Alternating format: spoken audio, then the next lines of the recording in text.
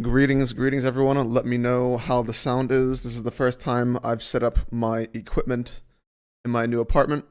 Also, 100%. I was debating on whether or not this was going to happen, but there is 100% going to be a midstream poop. Keeping the tradition alive. I can already feel it festering, so it is only a matter of time.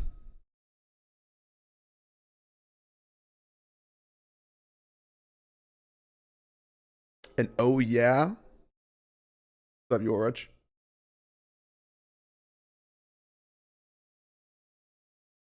Harvesting berries, you made it. Ahmed. Tesla, the boys, Hebby.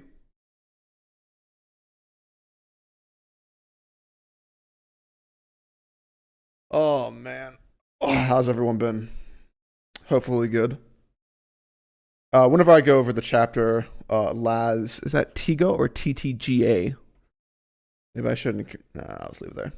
I'll go over everything in depth. Young Magellan, I really am Magellan Satsuki. It's just, I guess I'm just so nervous that I just poop every time I talk about One Piece. Maybe it's symbolic, actually. I never really thought of that. Maybe it's symbolic. Who knows?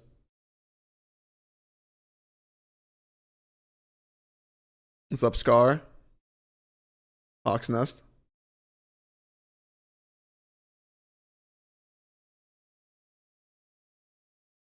Take us to. I don't know what streams you're watching, Heavy.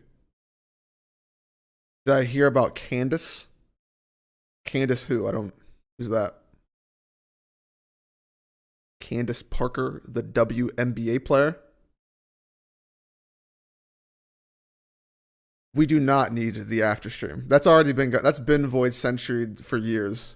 Astro. Shout out to anyone that actually remembers what that is. Young Obama Steve, welcome, welcome. How's been the? I don't watch videos, but how has been the general perception from One Piece this week from all of the people that do One Piece?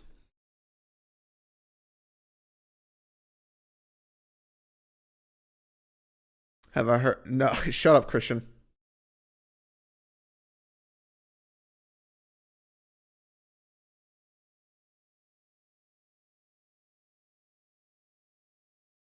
I just can't help it, Jared. I'm sorry. Where's my body pillow at? It's on my futon. Dritz Nami Best Girl agree. Yeah, although she's not doing anything to. I'll just say that I have not been happy with anything Nami related for a long time. But in light of there being literally no one else, Nami is the clear best girl.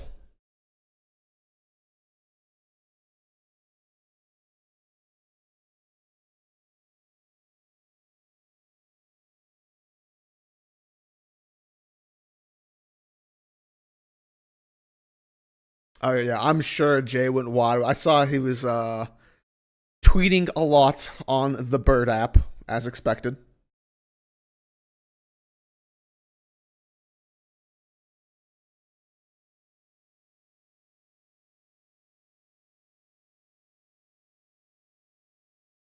Nami gonna get Zeus sooner or later. Yeah, it's only a matter of time.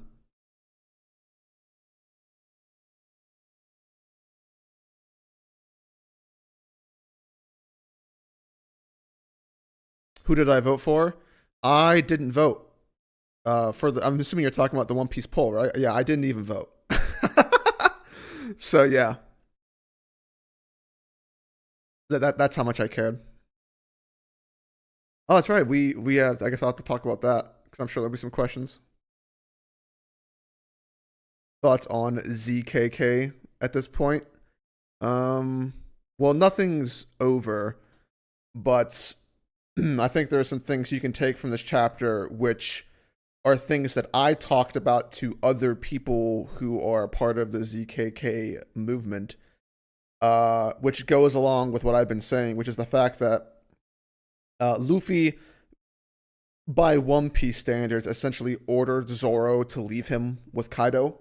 which means that Zoro's motivation to go back to the roof is essentially zero, because to go back to the roof would basically mean that Zoro doesn't trust Luffy to deal with Kaido one on one. And that's not possible because Zoro is loyal to a fault. And we actually see that in this chapter, where Zoro doesn't really seem concerned with going back to the roof. He's just like, Luffy's got it. I believe in him. He'll win. So that doesn't mean that he couldn't necessarily find himself back up there, but a new character motivation would have to be introduced, because right now there's a conflict with Zoro's own belief, right?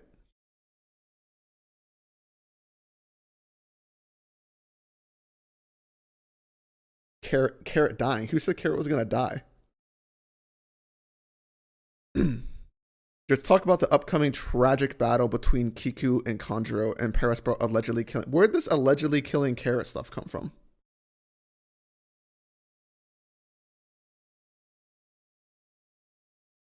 It just, how's the week been so far? The week's been all right. I, obviously went to work this week. I just started back at this position, so for the next 4 to 5 weeks, I'll basically be doing nothing because it's government work and shit's slow. What's up? I'm not involved. What do you think of people saying Nami received bots in the popularity poll? Well, if Nami received bot, like, it's funny that people say that, because it's like, if you're suggesting that, then that means that's the only character that received bots. Out of every character in One Piece, Nami was the only character to have received bots, and not the Marimo and the Stretchy dude. Seems a bit odd, no?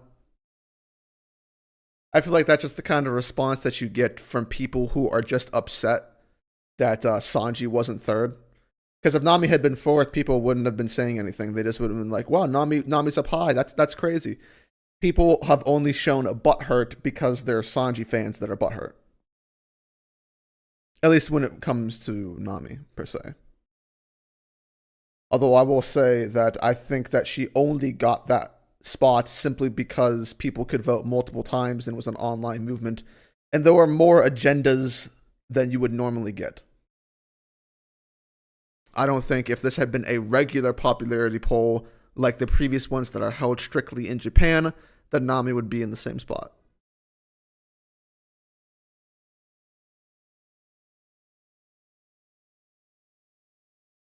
We get a monster vid soon. Well, if I could actually write scripts at work, then yes, that would be true. But where I work, at work, I'm not allowed to bring any technology inside. So until I get my company computer, I can't do shit.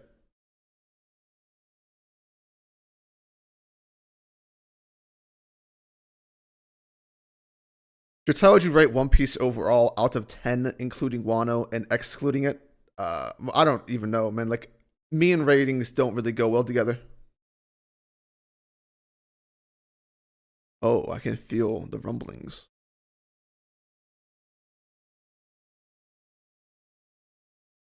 It's a popularity poll. Why are people so unhinged? Because it's just something to be unhinged about. Right? Write a full script. Oh my god, my hand gonna be, what's the word? Bussin'. Do I like Perospero more than before? Not no. I don't think I really care. I don't like him less, I guess, would be a satisfactory answer. I mean, he's a part of a meme, so I don't take Perospero seriously. What's up, Shinobu?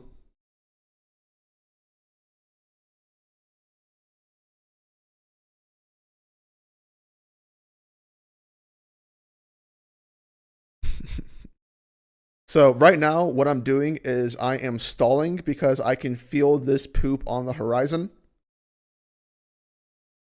So I do not want to start going in depth about the chapter until this is over. Dude, why do I keep shitting? I mean, why do I keep having a Wano? Okay, this is a question that I can actually answer. Thoughts on Boa Hancock as a character? I actually like Boa for the most part. I don't think she's been used particularly well post time skip. But Boa's one of the characters that I feel like always had a lot of potential to be much better. I like her. I like the character, quote unquote, arc that she has. I just want to see her be used for more within the post time skip because I really feel like Oda could do some special things with her as a character. But the whole Kobe scenario will be the determining factor on whether or not Boa Hancock gets shit on, or she will basically continue to be a great or a potential great character. One of the things that has become clear with a lot of characters, not just Boa Hancock, but you see this within Sanji, Frankie Brook, Chopper, is that you oftentimes see more of the gag than the actual character. Boa is the best whenever she's not in just Luffy love mode all the time. It's cool in bursts, but if that's the only thing you get, then it kind of gets a bit redundant.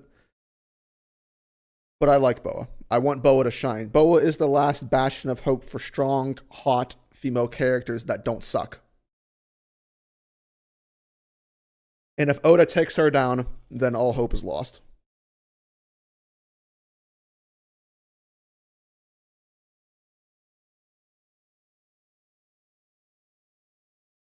Then go poop. I just can't make it happen, John. Okay? I have to wait for it. Okay? I have to go through the large intestines and the small intestines and then out my ass.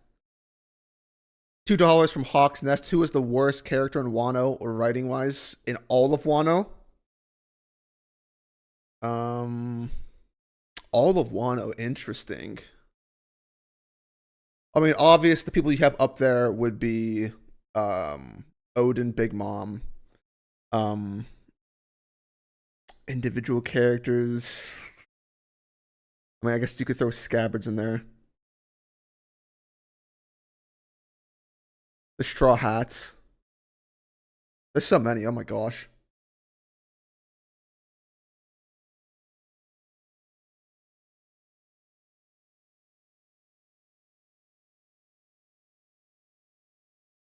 Laz asks, do you think it makes sense for the plot for Kobe and Boa to work together since they like Luffy? Would it make sense in a world where they basically realize they're essentially allies? Yes, that would make sense. Is that satisfying is the more interesting question. And the answer is no, it's not. It is not satisfying for Boa and Kobe to have the situation hyped up for Kobe to go there to capture Boa, for it to essentially turn into a "Hey, we're allies," which is what makes the situation very, very weird. Because I feel like we all know where Oda's going to go with it.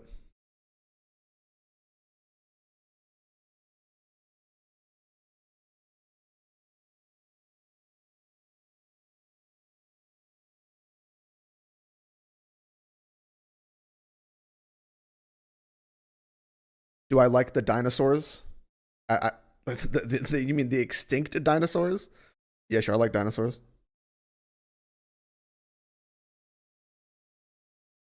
Do I like the Hour of Legends? No. Luffy versus Fujitora. Who you got? Fujitora for now. How do I feel about Sanji getting Conqueror's Haki? Um, I mean, at this point, it doesn't matter. Like, I don't really feel like it's a big deal anymore. Like, I don't care about Conqueror's Haki anymore. So, sure, why not? Give Sanji Conqueror's Haki.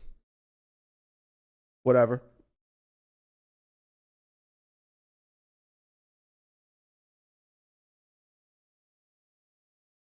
Thoughts on Yasui not having eaten a smile revealed in a Viva card? Was it actually revealed in the card itself, or is it just not mentioned?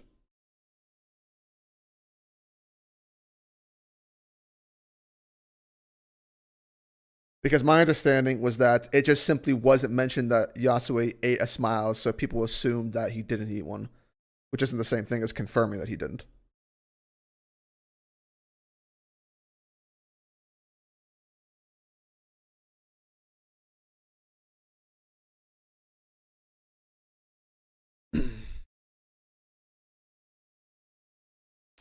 The dinosaurs in Wano. Oh, um, I will say that, and maybe people don't feel the same way that I do, but I feel like Zoans in general have been a pretty big letdown. Like heading into Wano, my hopes, not necessarily expectations, but my hopes were for Oda to like really show that like Zoans are on par with Paramecia and Logias, and kind of like give the huge respect to Zoans. But you know, since Wano's its current quality and like the dinosaur types aren't necessarily the greatest, it's like Zoans kind of suck. You know, it's like who wants a Zoan? Why would you want a Zoan if you could just have a Paramecia and Logia instead? It kind of feels like you're low rolling to get a Zoan.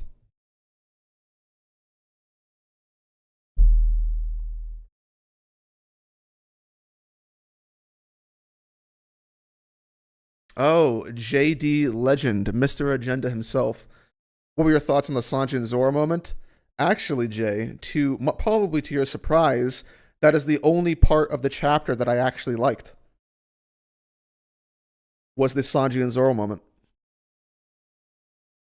Although I will say that even though I like that the most, there is still something that I think is a bit weird about that section when it comes from a structure standpoint, which is the fact that along with every person that was actually in this chapter outside of Law and Zoro, is that everyone's just kind of running around without direction.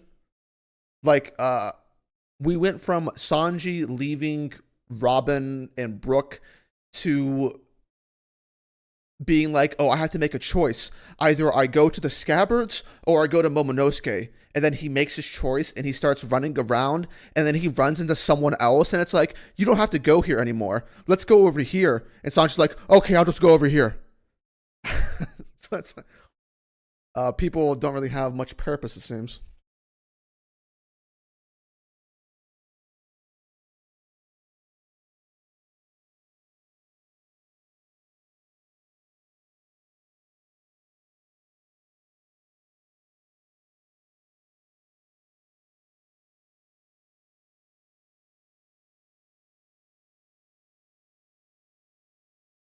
Let me see what my previous comments.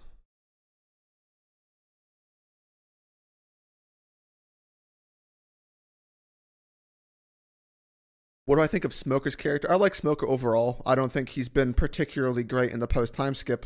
But overall, I think Smoker's great.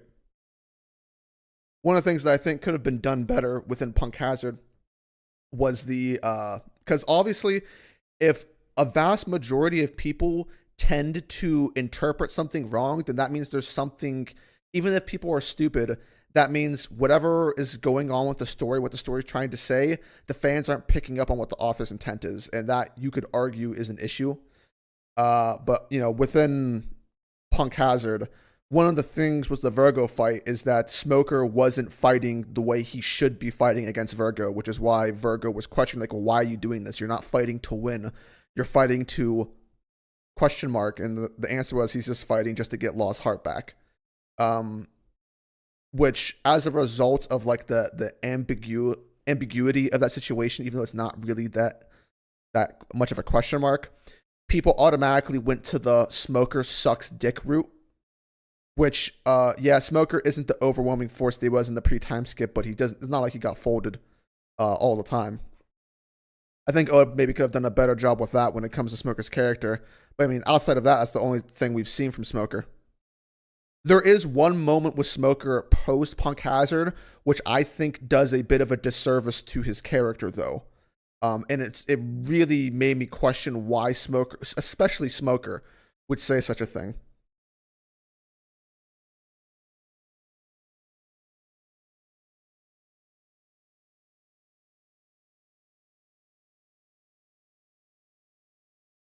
In the card, it mentioned that Toko ate a smile, whereas Yasuo's card, there was no info. Oh, yeah, so it's, you know, lack of confirmation isn't confirmation. You know, just because the card doesn't say that he ate a smile doesn't mean that he didn't eat a smile.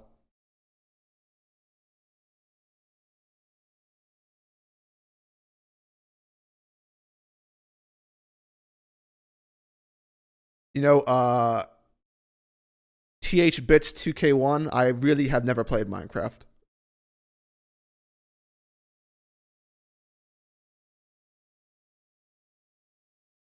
Do I think CP0 getting one-on-ones? No, I don't think so.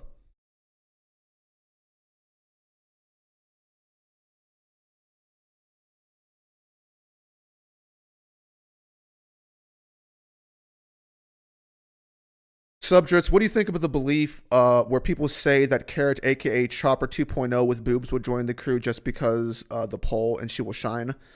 I, you probably are surprised about this, but I think that Carrot joining the crew has a pretty good chance of happening, especially because it's Carrot.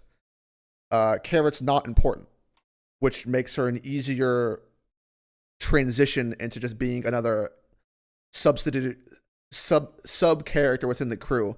Because Carrot would basically join the likes of Brooke, Frankie, and then it would be Carrot. And then you could even argue Chopper and Robin in terms of these characters are here, but they don't really matter.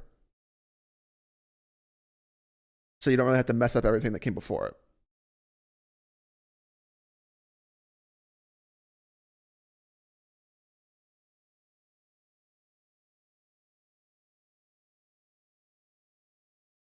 Did you say that Sanji is above Katakuri?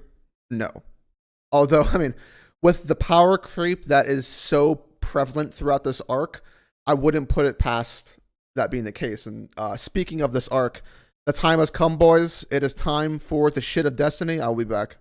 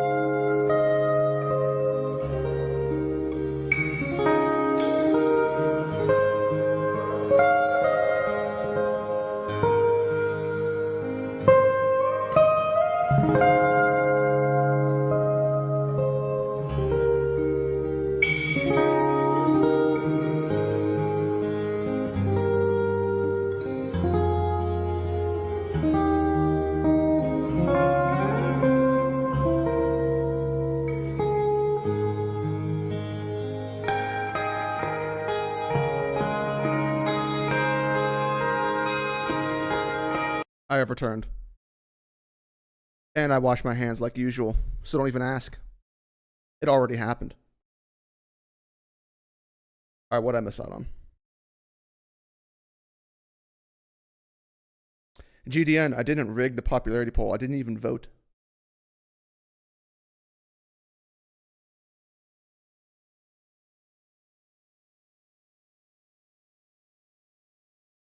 When was the last time you had YouTuber beef Papa Dritz? That's classified. Just know that I have had YouTuber beef, but none of you are going to know what it was because it was very under the table, but it lasted for around 2 years.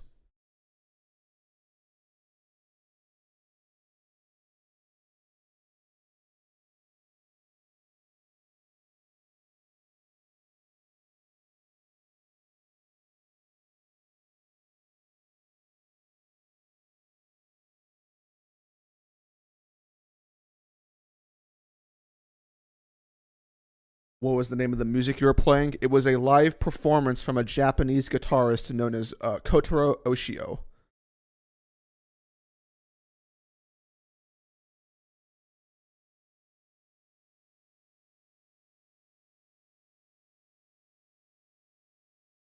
My problem with Kara is like she's Chopper. Luffy even said that in Zoe, and Chopper is basically a mink, an animal with human traits.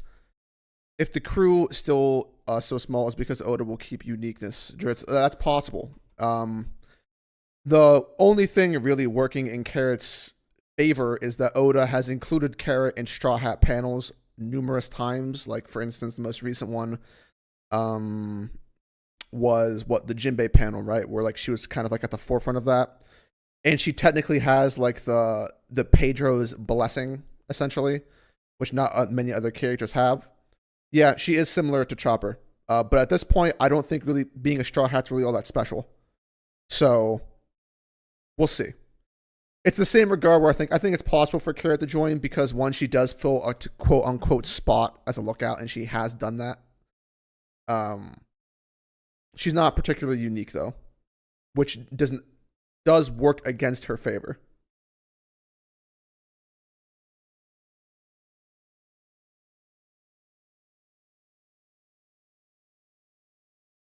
With an anime YouTuber, it was with another YouTuber. Yes.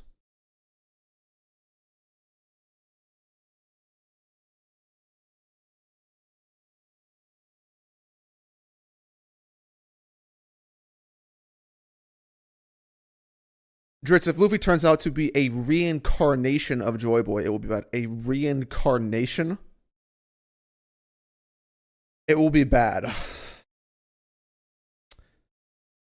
It depends. It depends.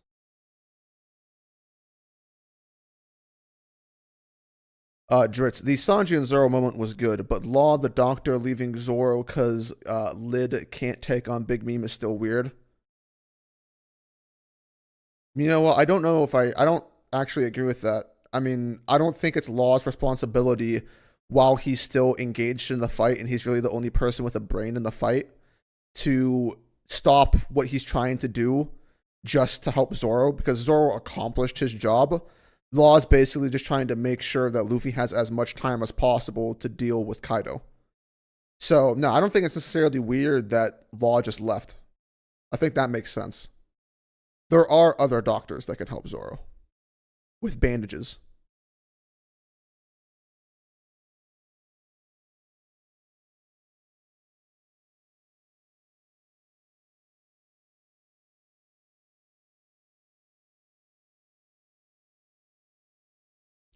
Will there be a third Kaido versus Luffy round, or is this the end? Depends what you classify as round. I mean, there's going to be just like in every fight ever in like with Luffy in One Piece, there's going to be the oh no, Luffy lost, but he didn't moment, and we're going to get that. Luffy's not going to fight equally until the end of the fight with Kaido here. Luffy's going to spar with Kaido, then Kaido will pull out a trump card, beat Luffy up, and then Luffy will stand back up a few times after being smacked around, and then, you know, something, maybe Kaido gets nerfed, Luffy wins.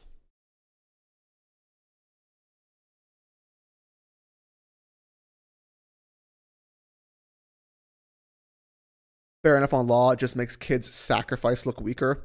Sacrifice, that's an interesting word to use because I don't think it fits.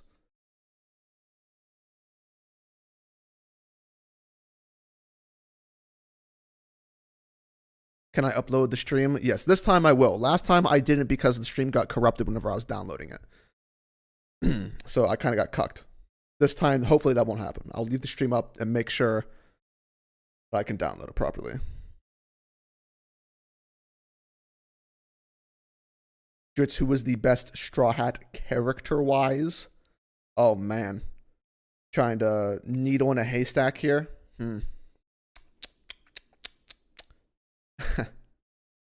Well, they all have issues. Some way less than others. But if you take the pros and the cons, who is the best?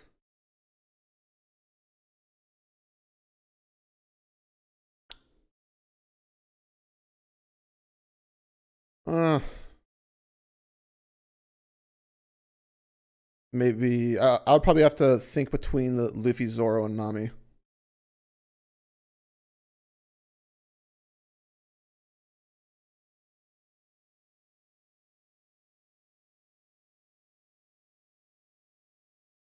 Do I like Enel?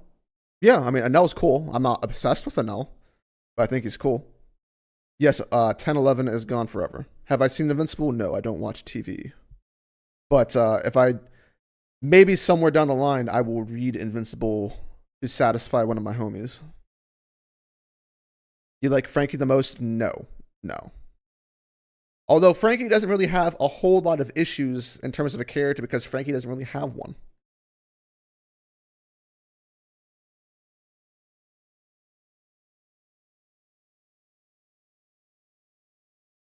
Just people went on about how kids sacrificed fighting Kaido to take on Big Mom and be a team player, which was a reach. Yeah. Oh, people were saying he sacrificed. Oh man, yeah. What a huge sacrifice. That was really the intent of the splitting. Dritz, why do people think it's over for Kid? There's still a big chance for him to fight Big Mom.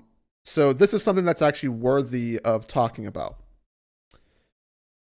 When people say it's over for Kid, there's a sort of a double meaning here, which is that it's over for Kid for people to care about Kid. I think that's kind of the underlying thing people say whenever they say it's over for Kid. Is that no matter what Oda does, there's no belief that they're going to care about Kid at all. And I'm also in that group of people. I still think that Oda is going to try to make Kid the quote unquote antagonist, rival, quote unquote, for Luffy, but I think it's going to fall flatter than an Asian girl's ass.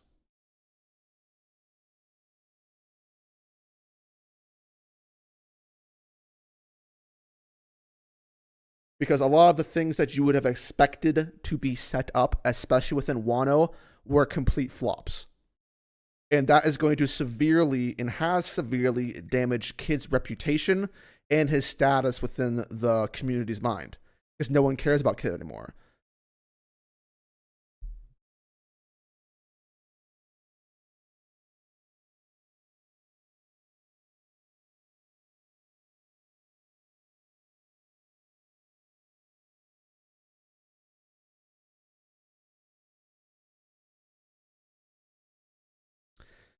Dritz, what kind of scientist do you think Vegapunk is, and do you think he'll have a gag? Most characters in One Piece have a gag. I'm sure that he will have a gag as well.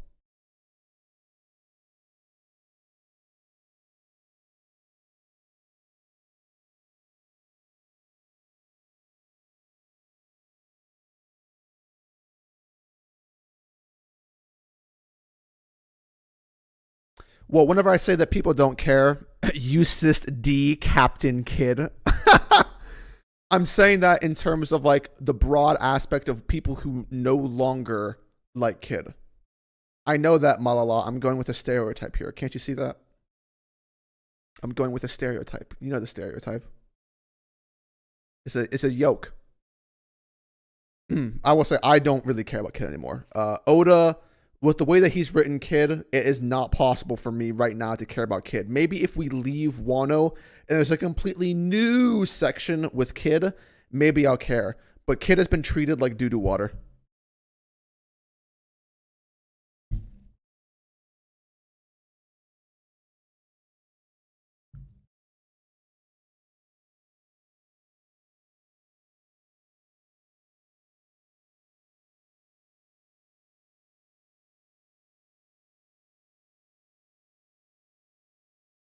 Have you gotten to the chapter review? Actually, no, I haven't. Maybe I'll start right now. All right. There's actually not a whole lot to talk about within this chapter, because I've actually kind of talked about parts of it already. But let's just start from the beginning.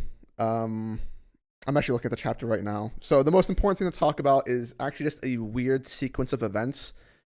So let's go through and analyze. Oh, is that Bensei? Anyway, back to the chapter. Kinemon, as they're already running, basically says, everyone go split up. I will find Momo and protect him alone.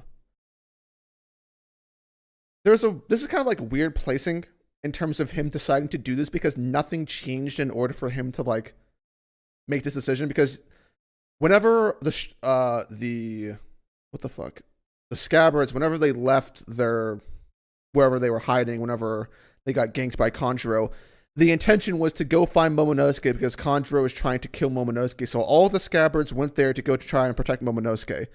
But, you know, they could have just decided before then, like, hey, only 2 of us are necessary. So me and Kiku will go to Kanjuro and the rest of you guys go help out.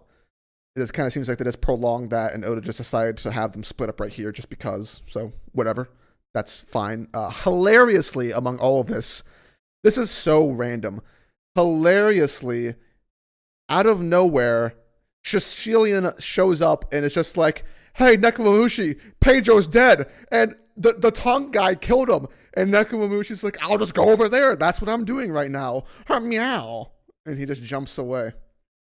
That's just weird. I don't really know what the hell the purpose of half these characters are still. For Nekomamushi to now be coming to go after Perospero, Pedro's quote-unquote killer. Very weird. And then, like, Kawamatsu and Murder Bullets just run away. I've said before, but one of the biggest issues with Onigashima comes from a structural standpoint where the characters don't really seem to have any actual agency or planning happening. And they're just literally running around with like chickens with their heads cut off. And they're just going from one place to another. And that's exactly what's happening. Which is also what I could say the same thing with this Yamato section. Yamato leaves to go to the rooftop. It's like, what did Yamato even being here really accomplish outside of just like, it seems like the only reason Yamato was here was to just give Momonosuke the journal to read. And then Yamato arbitrarily leaves because Yamato just wants to do that, even though Yamato's like, I am Odin. I will protect Momonosuke with my life. Now I leave because I had this gag where I just want to go fight and stuff. I'm a meathead. Bye-bye, Hair Shinobu, the most competent of the scabbards. Protect Momonosuke.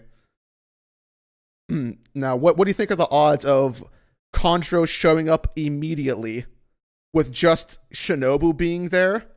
And then Shinobu, like the pathetic husk that she is, just gets absolutely folded, and Kanjuro starts villain monologuing to Momonosuke, and then Kinemon and Kiku show up like, oh, Momonosuke-sama!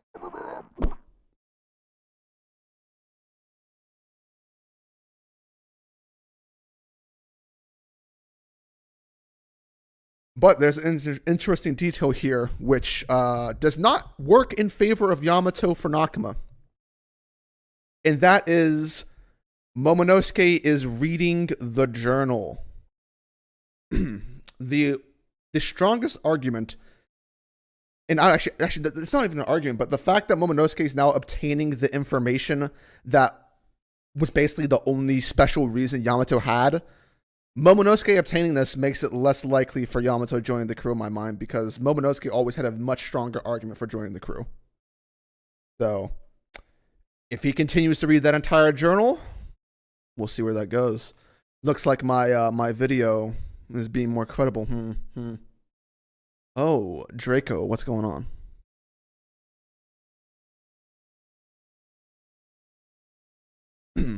The good part of the chapter, one that everyone liked, was the Sanji and Zoro section. This was actually a good section. A quality meme, a quality gag, and just some decent interactions. This is what people really want out of Zoro and Sanji. It would be great if Oda could take it to the next level and craft another meaningful moment, a la Thriller Bark-esque, because those are great sections for Zoro and Sanji's quote-unquote friendship, quote-unquote rivalry. But this was a good section. This is my favorite part of the chapter by far.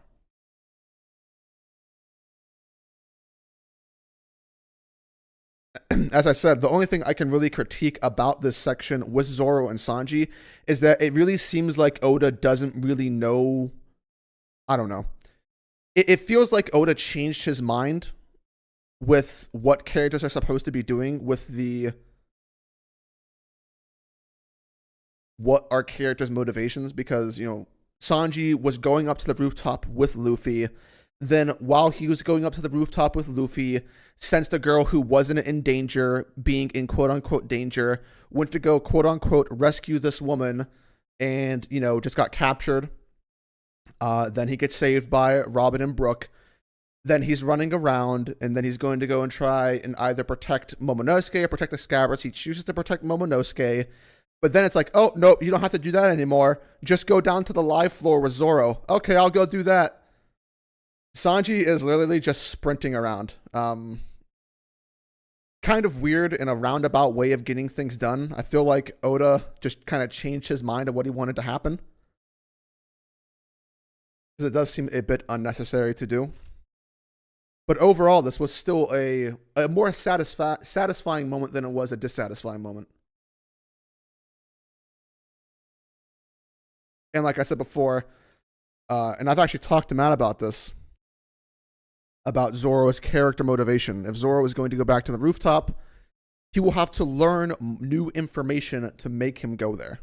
He is not going to go there without outside influence, which requires essentially the only thing left for this to happen, for Zoro to go back to the rooftop, is if something Hiyori related happened, which I think will occur, but we'll see where that goes. Also, Kawamatsu and Murder Bullets join up with Sanji. I guess they're just going to run around together. That's fine. And the final part of the chapter is actually my least favorite part of the chapter. The Ulti, Big Mom, and Nami stuff. This probably comes as a surprise to people because I am the resident Nami stan, but I do not think this was a particularly well-written moment for any of the characters involved here. So, we see the results of Big Mom's attack. She decked page 1. Not sure if he's out for good. Because we don't see the damage to page 1's face and the ending result of this chapter being that Nami is staying here, I'm actually going to assume that page 1's going to get up. He's knocked out momentarily, but he will reawaken and then get back up, and that will give Usopp something to do since Nami is a girl and she has to fight another girl. Those are the rules. And I know people are going to be mad whenever page 1 gets up, because he took a full-on Conqueror's Haki attack from Big Mom. Very interesting. Maybe the Yonko aren't as strong as people think they are.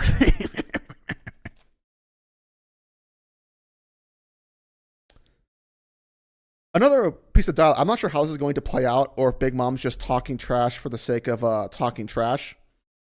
But, there's this gag with Nami that we've seen a few times before with Usopp and Nami, where Usopp/Nami try to ask the enemy, like, hey, we're teamed up, let's go get this person. And Big Mom says, shut up, shut your annoying pie hole, Straw Hat. When I'm done with her, you're next. I'm not sure if this is just Big Mom talking game, or if she actually believes that, because if her sole reason for wanting to hurt Ulti is that Ulti attacked her friend, then what does Big Mom think she's going to do if she attacks Tama's friends? Like, what is that? I don't know. We'll see. But we see that Ulti, out of the blue and conveniently, decides to actually do something instead of just chasing Komachio around, and basically goes gear second and bounces off the walls like Bellamy and immediately headbutts Komichio, which I'm assuming she could have done at literally any point in time, but Oda just waited to have her do anything because this is the obvious setup for what Oda wants to do. Not particularly written well in this scenario because nothing changed in the circumstances.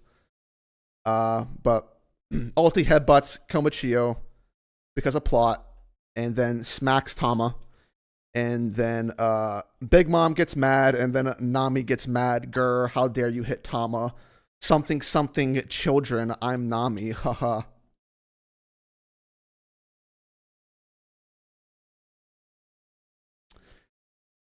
There is no feeling behind these moments. It's just words. It doesn't really feel satisfying at all. Partially because Nami and Tama don't have a relationship. Partially because earlier in the arc, Nami said, fuck them kids. And for this entire time, they've all been under attack by Page One and Ulti. But now that Tama actually got hurt, Nami's resolve is, grr, I'm serious. Now I'm gonna fight. Not like we came to Onigashima to win the war anyway. Brr, brr, brr. Something, something, children. Brr.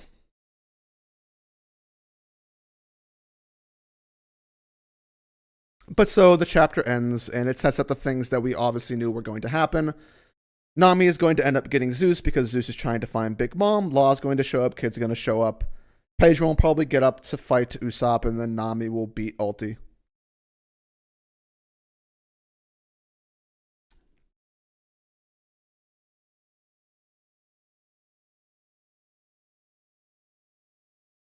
Overall, though, not a terribly bad chapter or anything. It's just kind of there.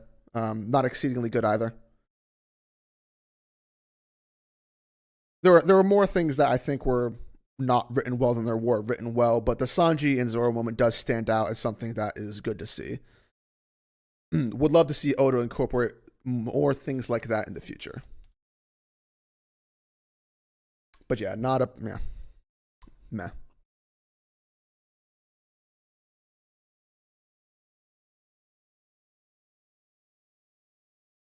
Dritz, didn't you know Nami has mothering mode now? She learned about it last chapter. Oh, wow. Dritz, how will Nami beat Ulti? Really? This seems fairly obvious. Nami's going to get plot deviced Zeus, and then boom. She wins because Zeus comes back. That seems to be the obvious route, right? I mean, we know for a fact that's where it's going. Because earlier, whenever Nami was getting chased, Nami said, I'm going to need a stronger lightning bolt. I'm going to need a stronger lightning bolt. If only there was something I had before, but then kind of lost for no reason, that I had now that produced lightning, I'd be able to beat Ulti. I wonder what uses lightning. So yeah, I mean, it seems very, very obvious what's going to happen there. I would be willing to bet money on that.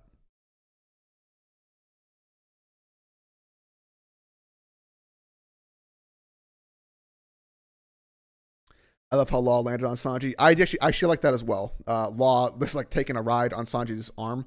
That was dope. As I said, that was definitely the best section of this chapter. That just had charm to it. Also, Zoro crucified with the bandages is really funny. I like that. That's kind of like one of those subtle things where if it wasn't for like fodder dialogue, Oda's not trying to like make it ridiculous. That's one of the things that I like. Those are like the old kind of gags that we used to like to see.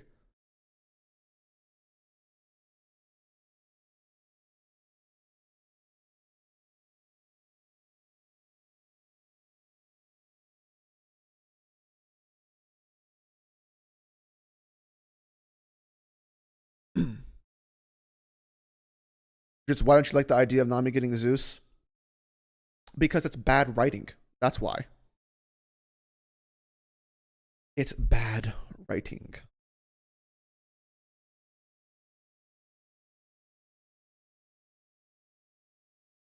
And no new Straw Hat confirmed. That's facts.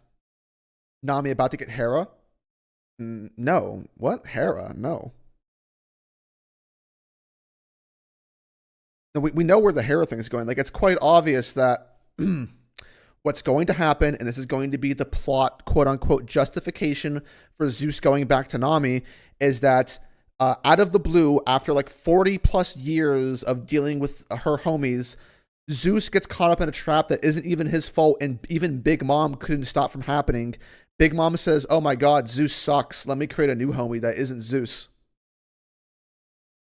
And then she creates Hera, and now Zeus is going to go back and arbitrarily be placed in the exact same spot where Nami is. And it's like, "Oh, Mama, what's that homie? Oh, this is my new homie, Hera, Zeus. I don't need you anymore, but I'm not going to get rid of you because then Nami won't be able to use you." So then Zeus is going to run away crying and then go back to Nami. And then Nami is going to use Zeus, when in reality, Nami never needed to lose Zeus to begin with. Nami could have just kept Zeus, and none of this would have had to happen in the bad way that it happened. Nami just could have kept Zeus. Oda could have crafted a storyline in between Whole Cake Island to Wano, which allowed Nami to talk to Zeus, the homie, in between all of the things that were happening, to actually just make Nami naturally get a relationship with Zeus, where Zeus actually chooses Nami over Big Mom naturally. And then it's like, oh, cool, boom, Nami has Zeus. No, you don't have to go through all of these fucking loopholes where, Sanji says, for this specific plot moment, I'm going to say fuck Kara and Nami while they're being attacked by a Yonko and go after some prostitutes that get off-screened. And then Nami and Kara get captured alive by Big Mom, alive. And then Nami loses Zeus for Big Mom just to go to the rooftop, meme around, and then immediately lose Zeus again. Even though she had been nerfed without Zeus the entire time before that, just for Nami to get Zeus back to use against Ulti, so that Oda could prolong the fight 23 chapters of chasing just for Nami to win.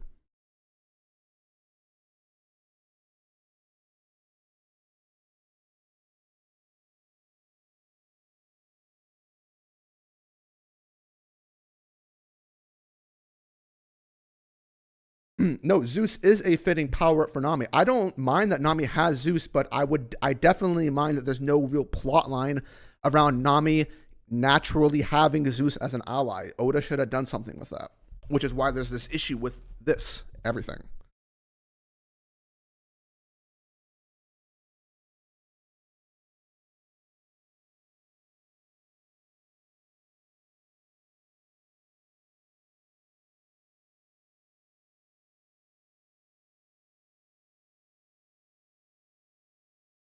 Just what your definition of bad writing, because it seems to be all over the place depending on the situation. Yes, well, that's exactly what bad writing is, because just like everything, right?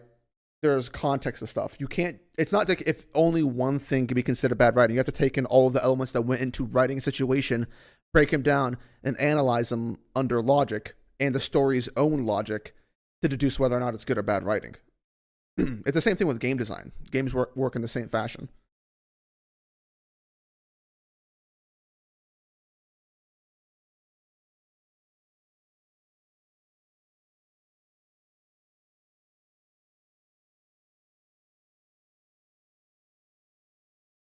Just when Marco went to help out Chopper, what the hell was King doing? We don't know. That's one of the downfalls of Oda off-screening virtually every event. Is that things just kind of happen, or like it gives off the feeling that things happen for the sake of happening rather than being organic.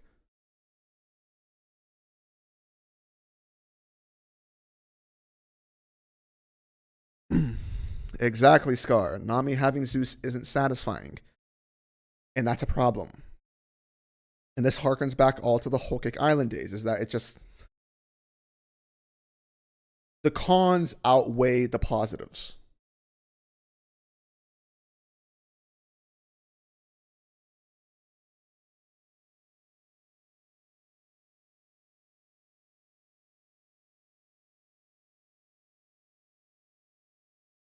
Contrived, yes, contrived is a good word. Contrived goes along when people say it happened because of plot. It's called a contrivance, a convenience to happen for the narrative. Inconveniences and contrivances do happen, but the level of how good that contrivance is depends on what the author puts into that situation. Is it believable? does it come off as, just being more dissatisfying than it is good? These all matter when you're like crafting a scene, right? Matt, when you asked why was it bad writing, was that about the Big Mom Zoo stuff? Hopefully that explained why. Luffy versus Ben Beckman, who wins? I don't know. At the point in time that we are at right now, I don't even know if we can even scale Luffy properly.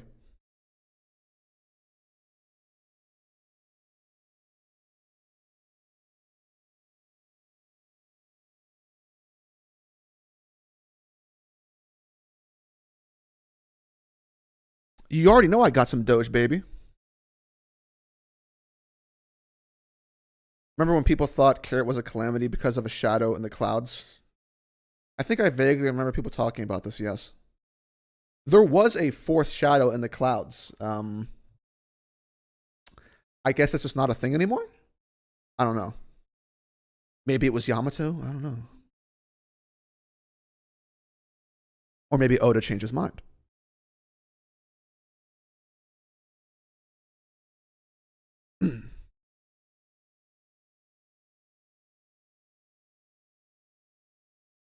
Rank Sasuke, Zoro, and Kurapika as a character from best to worst. Best to worst. I mean, I have my favorites. And my favorites literally go in that order. If I were to rank my favorites out of those characters, it'd be Sasuke, Zoro, and then Kurapika. In terms of best, well,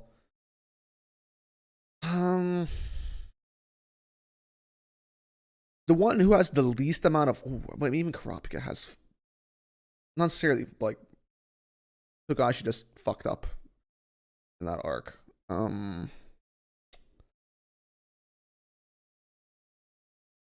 Yeah, I don't know.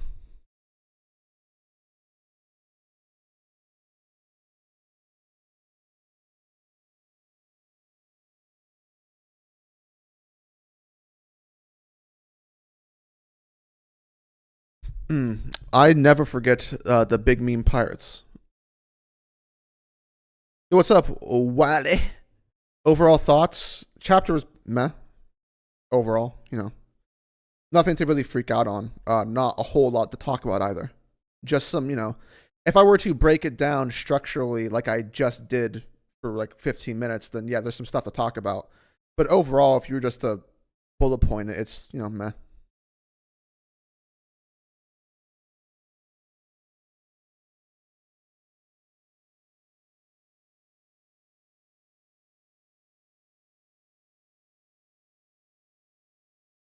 Wonder who Yamato's mom is. Well, Oda doesn't really seem to like. I don't know. I'm not sure if it's gonna matter.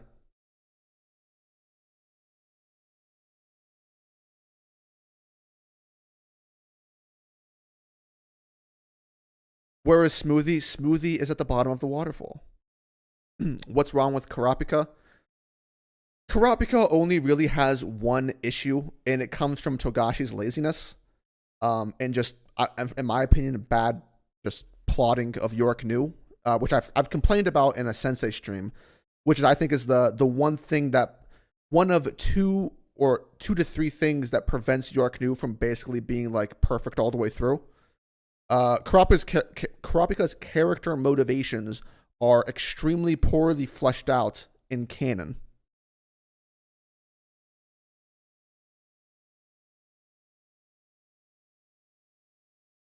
Kurapika is essentially Sasuke before we got the Sasuke flashback at the end of pre-time skip Naruto. That's Kurapika, but for the entirety of Hunter x Hunter. So he's missing that.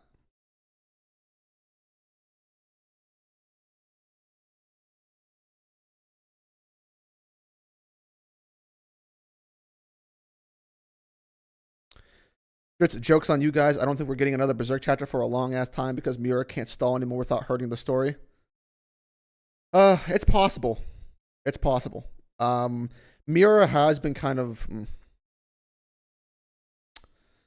I'm not necessarily a fan of some of the elements that Miura has been incorporating into his story. I could do a psychological profile on Miura, but I think I've narrowed down on why he's been doing it.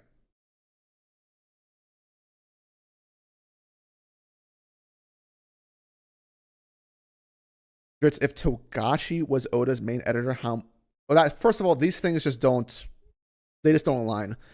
It's almost like I think it's very, very hard for two artists to then have one of those artists to become an editor just to remain an editor because the visions are going to be different.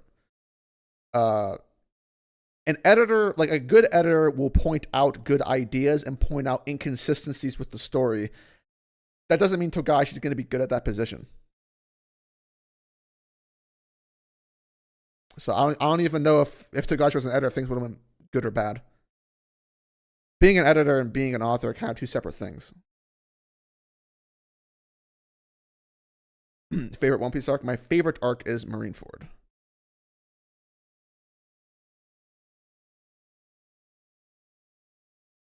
I was like, how the fuck did Kurapika randomly just turn so edgy? Well, we know the thing is, we always we know what the reason for why Kurapika is so edgy is that it lacks proper fleshing out. Nowhere in the Hunter x Hunter manga do we get a Kurapika flashback or things with Kurapika that kind of fully flesh out his character motivations and make you sympathize with him as a character. Which for me is one of the reasons why Kurapika, I'm not necessarily, I like Kurapika, but I'm not a big fan of Kurapika. I don't really feel empathy for him as a character, which is one of the things that was missing in York New. If York New had a Kurapika flashback that fully fleshed out his character past, then Kurapika and York New would be better than it already is. And York New is still great, but it could have been better. And I have two other criticisms with York New, but that's kind of the main one.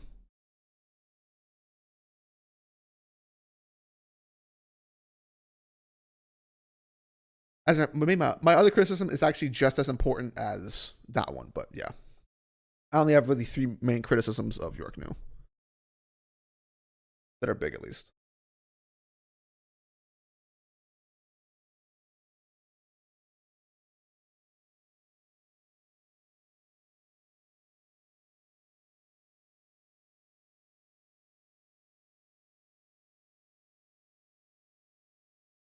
Ranked the Wano acts from best to worst.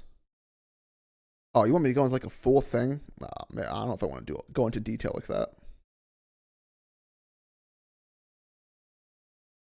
I host some Berserk discussions, and maybe I should take into my own hands, but I don't know. But no one would probably show up for Berserk discussions.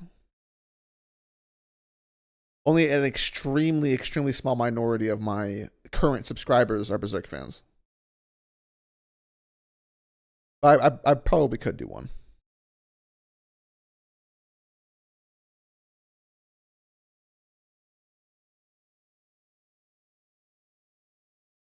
What do I mean by fully flesh out? I mean by showing the events that happen with Kurapika and his clan with the Phantom Troop.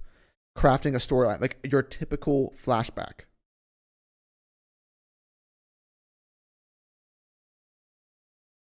And that's how you get people to sympathize with the character. It's Kurapika, Killua, or Gon. Oh, easy Killua. Killua. Not even close. Killua. My favorite.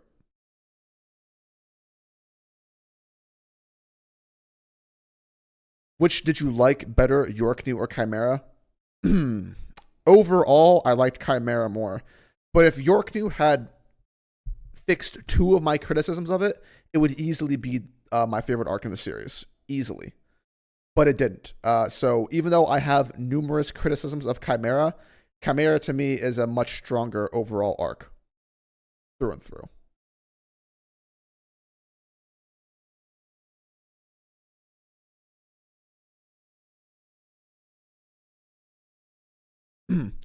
GDN, I think Miura has been experiencing block for several years. As soon as we got, I think Miura's real block started way back whenever the Sea God arc started.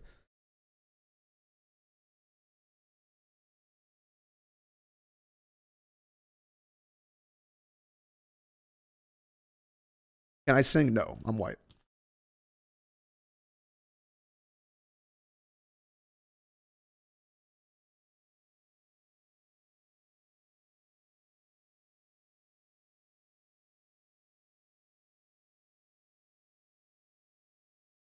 People say Hunter x Hunter the best shonen, yet only two arcs really stand out. Well, I mean, I don't even know if that's really a fair criticism because two of those arcs take up a substantial amount of the story, right?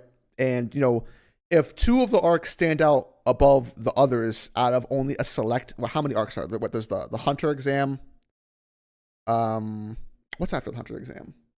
Is Killua? I guess Killua's family, that would be a separate arc. Then Heaven's Arena, then Greed Island, then wait, was York New before Greed Island? Yeah, York New, then Greed Island, then Chimera, then Election, right? So you have 7 arcs, 2 of them being the main standouts. That's not necessarily that bad for a shonen.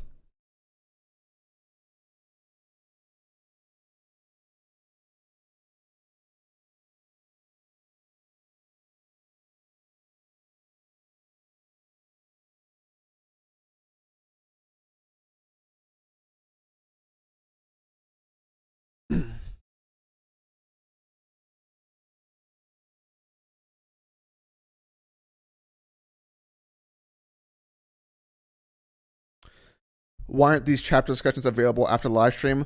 Mubim Imran. If you check the description of this stream, there is a link to my secondary channel. The streams I try to upload to the secondary channel. If you are looking to watch the stream in full because you have other obligations, please open that link, subscribe to it, or just join my Discord, which I have a link to as well in the description, and you will be notified of whenever I re-upload it.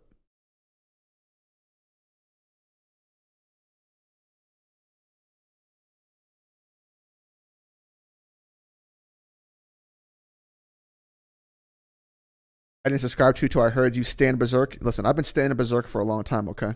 Well, not actually a long time, but as far as anime people go, a decently long time. Will Kurapika die? I feel like he should. How did I feel about Gon's development from beginning to Chimera Ant arc? It's not bad. It's good overall. I'm not a big fan of Gon's character outside of his interactions with Killua.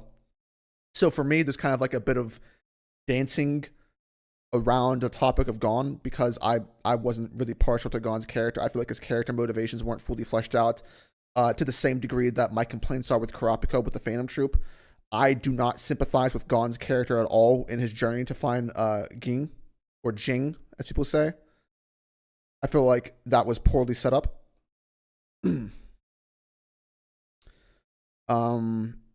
The kite stuff is fine.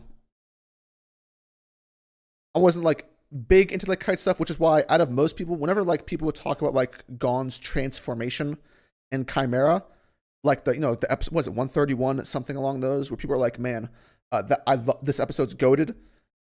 I liked the episode, but I wasn't crazy about it. It's like whatever. It was a good episode, but I wasn't. It wasn't a moment that stood out to me particularly well.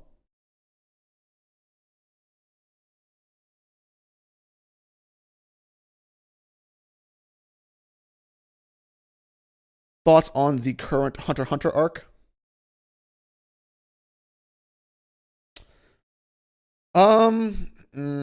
Overall, Sen, they're positive for the current Hunter x Hunter arc. I really wish that Togashi would stop pretending like I need to read chapters of fodder dialogue, get to the main characters instead of fucking. To me, it's basically him stalling shit out with like how much he just has these fodder characters have internal monologues. For me, that's became very draining, especially in the last 10 chapters. It feels like it's just extending the arc past and getting more convoluted than it should. Overall, though, arc's been good. Has a lot of strong things set up for it.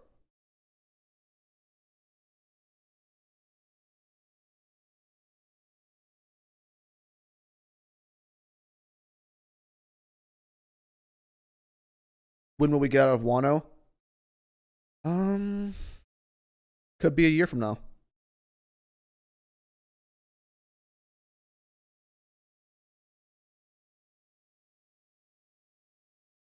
Is Hunter x Hunter's power system the best shonen the best in shonen, or is that cap? From a logistical standpoint, I would say yeah. I mean, it's extremely well set up and very in depth with its like the categories and everything that goes along with it. I think there are some issues with the Nen power system, and one of my issues is actually with episode 131. For those that know, I think this sets up a loophole or like a paradox within the Nen system that doesn't make any sense. But outside of like that one criticism, really, yeah, Nen's usually it's very very very solid. It's an inspiration to me if I were to make a magic system. I would definitely take inspiration from Nen. Nen's really good.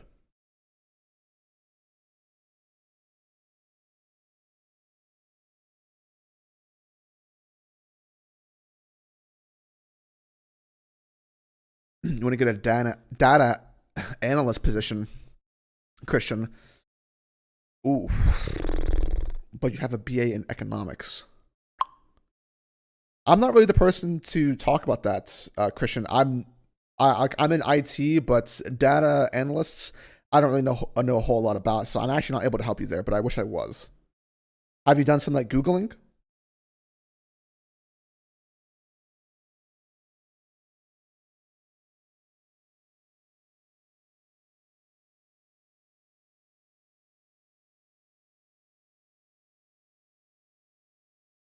I think it's hilarious that so many people read Watch Hunter x Hunter but don't realize it's called Hunter x Hunter because Gon, a hunter, is hunting his dad, a hunter. Yeah, I mean, there's a bit of wordplay around that.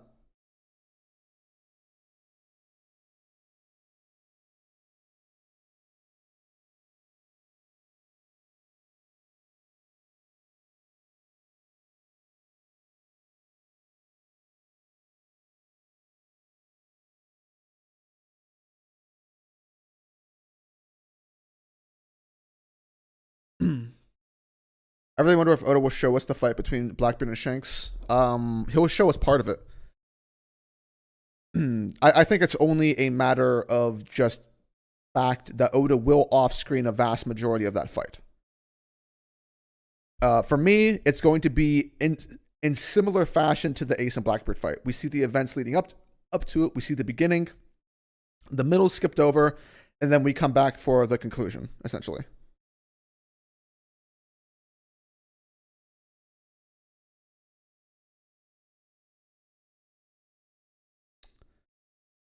Do I believe the theory of Mihawk being Rayleigh's son? No, because there's really nothing to like. uh, Whenever a theory only has like unconfirmed like physical traits to go by it, then I usually don't give it a whole lot of credit, especially when there hasn't really been made a point in the story with those connections.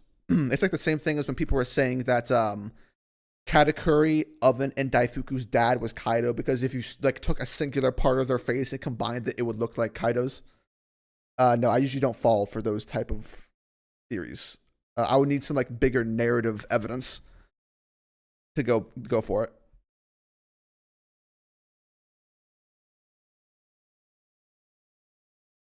Do I own any manga volumes? Yes, I own probably like a dozen Berserk volumes and like some probably several other volumes of series that I used to read whenever I was like a young teenager, like Inuyasha, Trinity Blood, DN Angel. Who's a worse dad, Yasop or Jing? Yasop.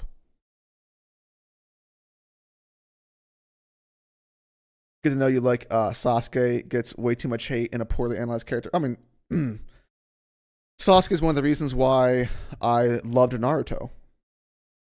I mean, the heart of Naruto for me is Sasuke and Naruto.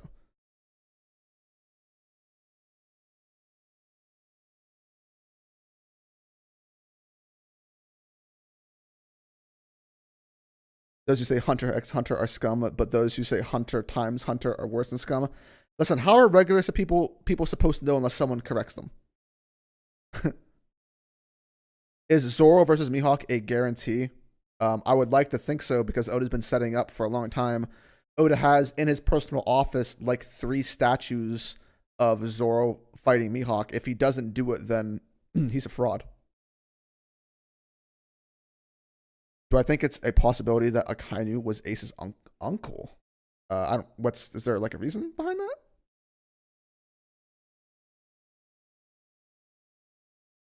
Kishimoto or Oda, who's better? Better in terms of what? Kishimoto is better than Oda in several aspects, and Oda is better than Kishimoto in several aspects.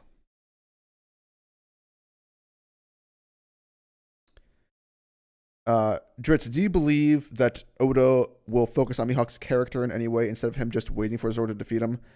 If Oda does not focus on Mihawk's character at any point in time until Zoro like beats him, then Mihawk's defeat is going to fall flat, and it's just going to be a yay, Zoro beat Mihawk.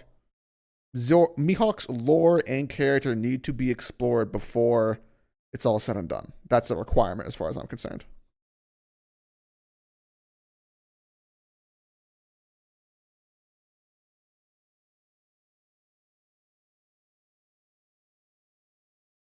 $5 from Young Lightskin. Oh, wow. This guy must be from BDA. Is it just me or does everyone else confuse Dritz and Froob interchangeably in BDA streams? Oh, look at that.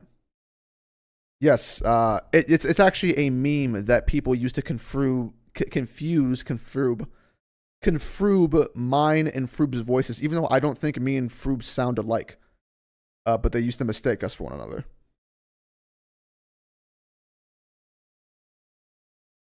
Dritz, what are you hoping doesn't get fumbled after Wano?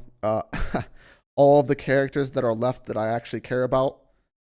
Dragon, Akainu, Shanks, Mihawk, Blackbeard.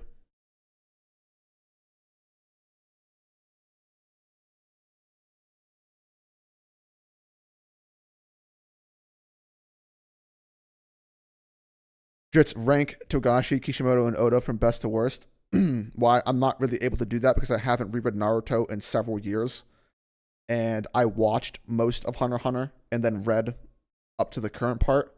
So I don't have a full grasp on Kishimoto's mangaka abilities. So I'm not actually a good person to come and talk to about that. Dritz, give Bleach some praise. Yeah, Bleach is alright.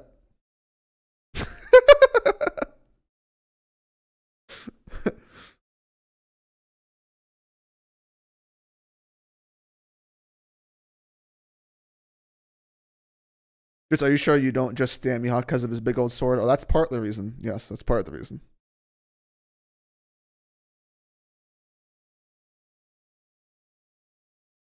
I'm late. I'm late. How what? Amazing.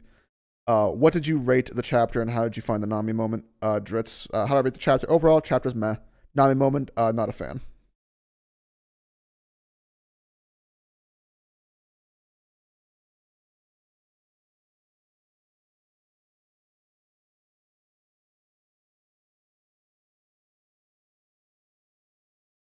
Oh, if I don't like Vagabond, Crollo, Fiji is probably going to be devastated.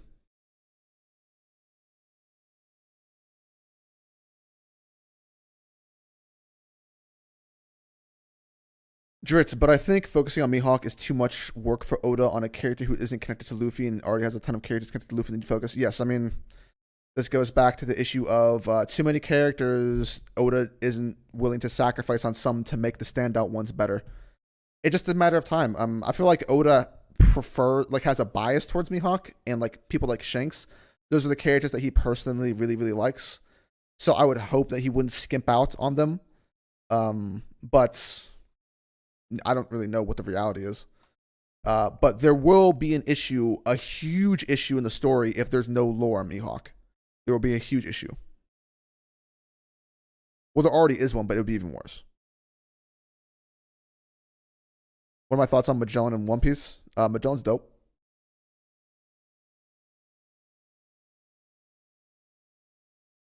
Favorite MCU film and favorite MCU character? Well, I've only watched several of the films.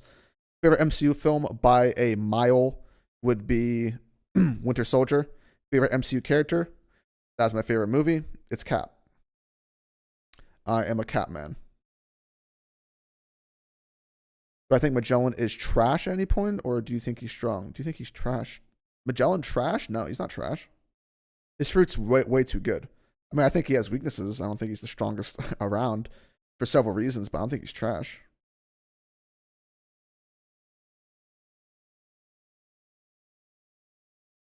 Dritz, I personally think that it says a lot about Kaido and Big Mom not even being in the top 15 latest poll. Do you think that their characters are weak for their for main antagonists? Yeah, I think they're a bit weak for main antagonists.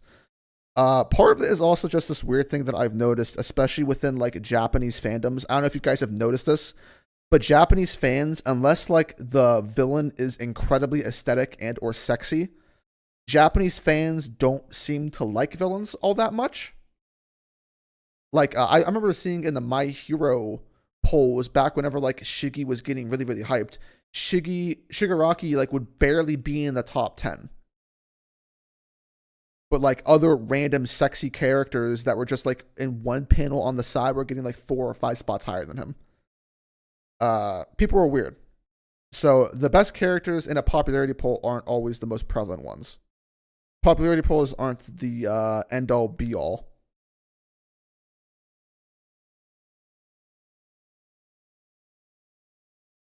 Do I plan on getting back into Dragon Ball? Dragon Ball. Uh, maybe somewhere far, far down the line. Do I want to see the Shibatsuki backstory? No. I mean, like, is there like, what's my motivation as a reader to see it? Like, what? Why do I care?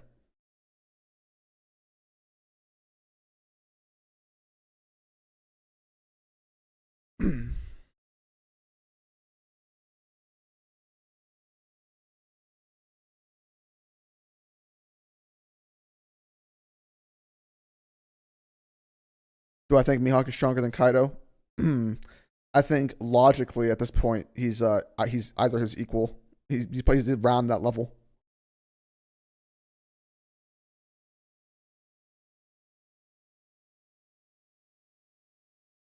Just when it comes to Mihawk, how come we have heard nothing of him despite being a Wano in a country known for swordsmen?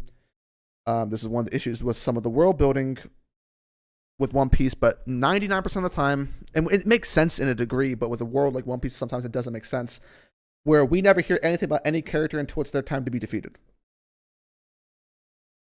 So logic stands to say that we probably will know nothing about Mihawk until it's basically Mihawk's time to be defeated, and then we'll randomly learn some information about Mihawk.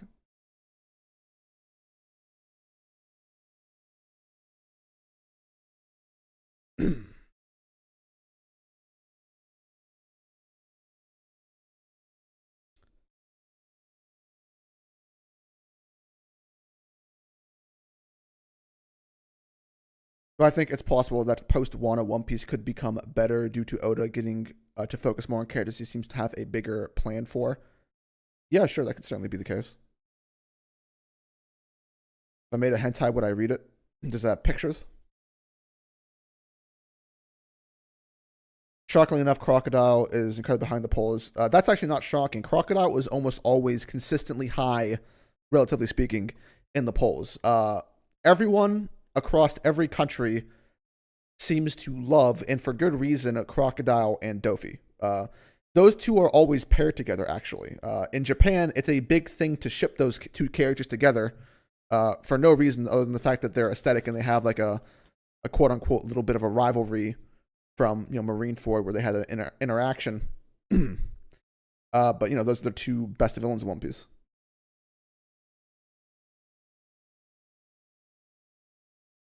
People love Crocodile and Dofi. Do you think we overrate the Japanese fan opinion? Yes, they don't know what they're talking about half the time. Listen, if there's anything you should know about fans of like any community, it's like half the fans are stupid, man. That's how it works. Japanese fans are like weird, dude. Do you think we'll have a Ryuma flashback or backstory? I would just say, look, placing it in the story at this point in time is kind of awkward because Ryuma basically hasn't mattered in the entirety of Wano throughout the portion of the arc where the Straw Hats were supposed to be integrating with the society. Ryuma basically didn't matter at all. So it will be weird to randomly get a Ryuma flashback, but I will say that I would be very disappointed and confused if we'd left Wano having known nothing more of Ryuma than we did heading into Wano. That would be so weird.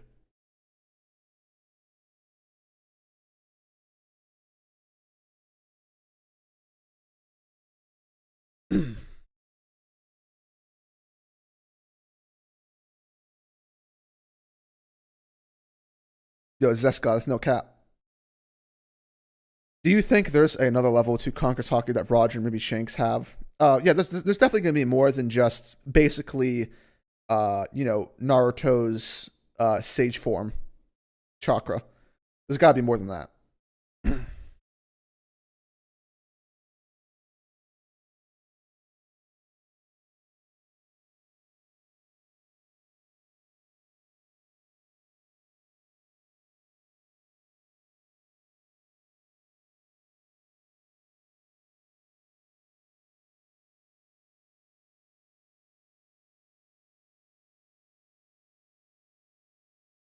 Who carried Zoro more, Power Creep Enma or Sanji? Oh, lol.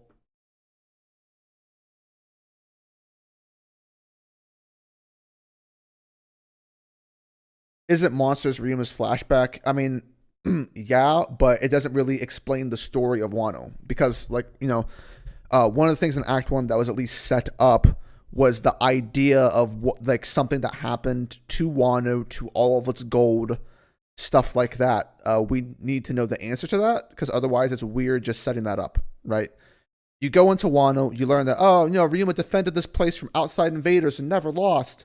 He was basically the Calgary of our nation, and then blah. We used to be a land full of gold. It used to be the land of gold, and now it's not. What happened? And then like not get an explanation. Like Monsters doesn't cover that. So if we don't get an answer to that, that would be very very odd.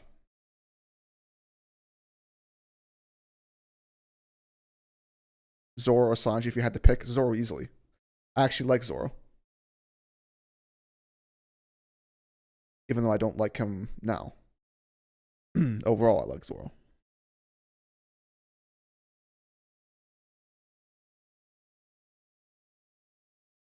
Yes, Mihawk not being mentioned once in the arc is an L. Very disappointing.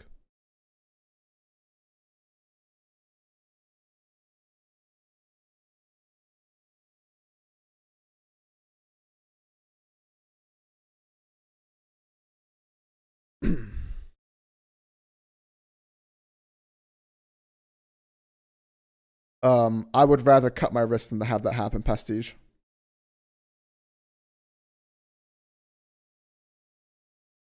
Is a better character, Leorio or Sanji?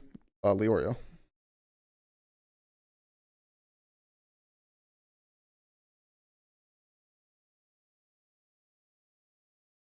Just what if the East Blue was the strongest out of all the blues, and during the Void Century, the world government destroyed it to dominate the world? Hence, you always get strong people from the East Blue. Um, I mean, I don't know. I like the idea of the East Blue once being the strongest blue. I'm not sure if it's tied to that idea, Rich, but that seems entertaining. I like the concept. Are any One Piece villains better than Meruem, Hisoka, and Crollo? Are any One Piece villains better than Meruem? No. Are any One Piece villains better than Hisoka? Hmm.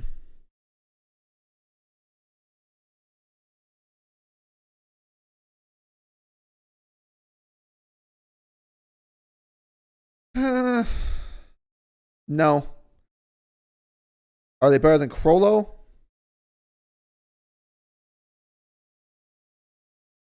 Hmm.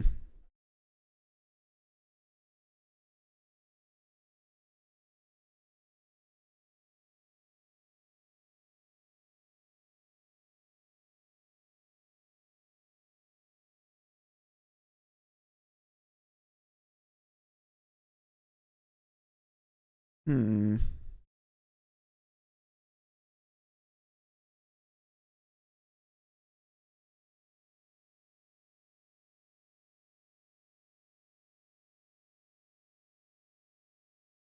I'm not sure about Crollo. I have to think about it more. See ya, Ahmed. Who is my favorite shonen antagonist? Shonen. My favorite is actually probably Pain. Actually, probably one of my white girl. Why did I say that?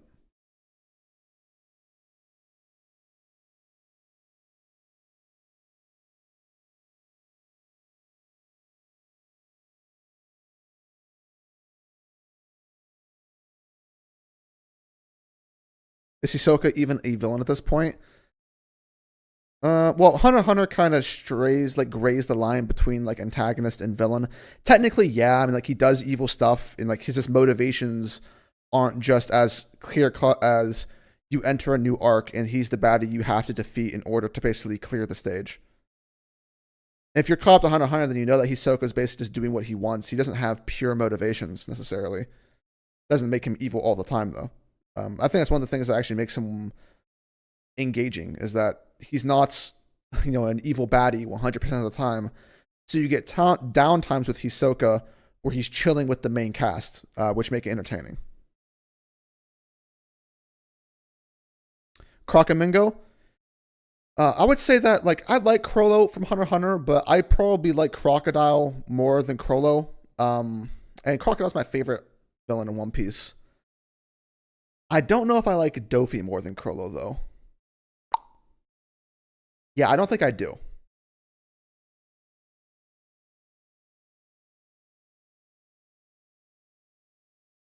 Oh, JB. Marijuana. Yo, JB, I saw that you DM'd me, but as you can see, I'm streaming right now, so I haven't got around to answering it. I'll answer it whenever I'm done with the stream, baby. $5 from Young. You keep making me say your name. I feel like I'm gonna get in trouble by saying Young Light Skin. Am I even allowed to say that? I like Dritz, support Dritz. That's cap.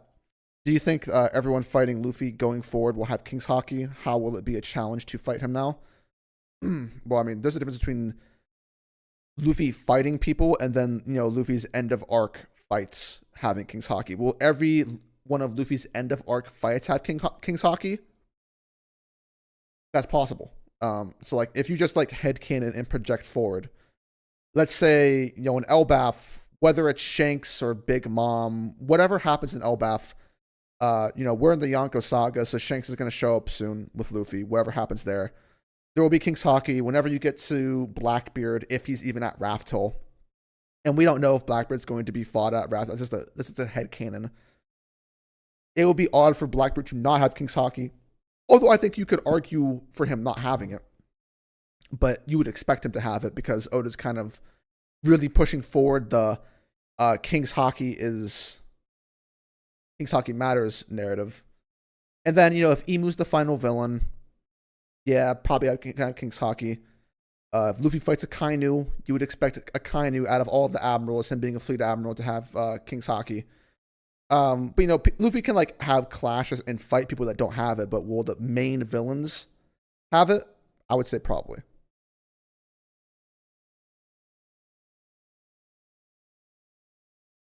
What games have you been playing lately, Dritz? I've been playing a lot of Smite. I just started playing Bloodborne with my brother. After I'm done with the stream, I'm actually playing Bloodborne with my brother.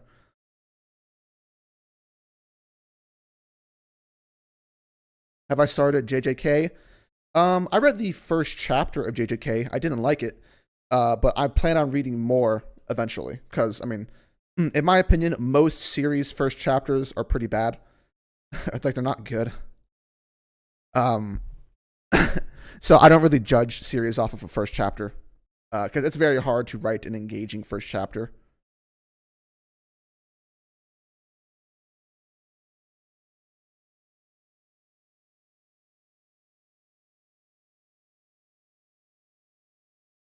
Why do you think it's hard for Berserk not to get a good animation? Money, it wouldn't get profit of it being violent. I think part of the reason why Berserk doesn't get good animation is it's not like one factor. You would have to argue it's like a bunch of random other factors. So, like, for one, dark material. You can't show on TV to a broad audience, let's say, normally, under normal circumstances. You could do it. The sort of graphic things that make Berserk Berserk. Two, Berserk got a rough start with budget with a 1997 anime, which isn't necessarily an awful adaptation. I don't think it's a good one, but it's not an awful adaptation, but it had an incredibly low budget. And then when there was another try at it from the 2016, that basically ruined its reputation. So people are going to be hesitant of giving it another try since that one kind of got dunked on. And Berserk, for as many volumes as it's sold, it's not sold a hell of a lot of volumes. So it's a bunch of things. I think eventually, somewhere down the line, in a distant parallel universe, Berserk will get a good adaptation, but it's gonna take a while. It's which is a better villain group, the Akatsuki or the Espada? I'm not a Bleach know-it-all, but I went up until the beginning of the Thousand Year Blood War. I would say I definitely greatly prefer the Akatsuki over the Espada. Have I seen Alexander's video on Crow? I have not.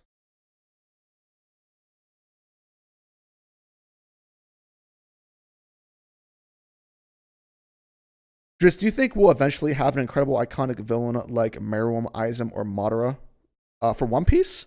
Well, One Piece's kind of claim to iconic villainy would be, for casuals, it would be Dofi. Um, Now, there's possibilities for the future. Blackbeard could go down in infamy depending on how Oda handles him. Whenever Blackbeard forward shinks like a lawn chair, then leading up to the Luffy fight, that could be something really, really special. Blackbeard has great opportunities. I don't think Akainu is going to go down in infamy. And I don't think Imu's going to go down in infamy. I think it's really just Blackbeard is like the greatest possibility of being kind of like that standout villain that people talk about when it comes from Shonen.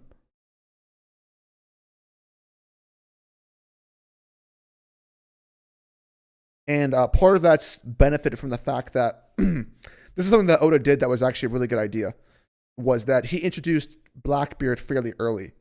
And so you can actually go back and trace as a fan sort of like the beginning. When everything's all said and done, you can go back and then trace the beginning of Luffy's interactions with Blackbeard, all of the events in between that led him to the point in time where he had to fight Blackbeard. Because there's a story that can be told in between that. Which is why Blackbeard is a great character to bounce off of Luffy, because they're very like-minded in their thinking. So, great opportunity for Oda to basically capitalize on what he's essentially built up already with Blackbeard. Something that you'd like to see more is Blackbeard was part of the Crucible for killing Ace, beat Ace, obviously. So there's a lot of potential there. Blackbeard has tons. What's up, Grammy? Have I tried Gilgamesh and Smite? I have. Well, I haven't played them, but I've played against many Gilgamesh. Do I think Crocodile is a better villain than Johan? I think Crocodile was a better executed villain than Johan, yeah. Now, in theory, Johan should have been way better. But I do not like Johan.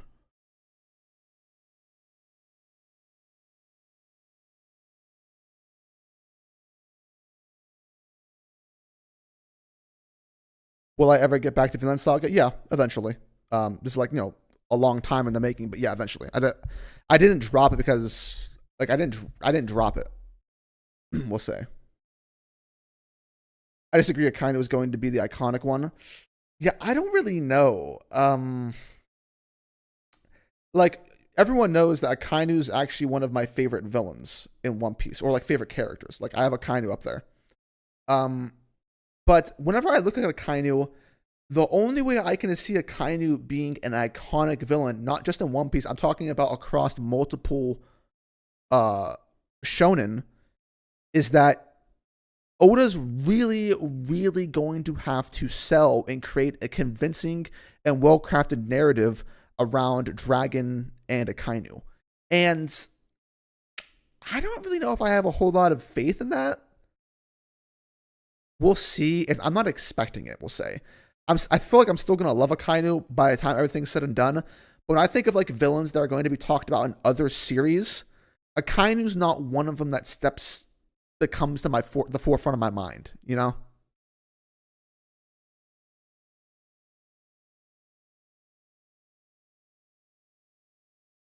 Who's a better villain, Pain or Meruem?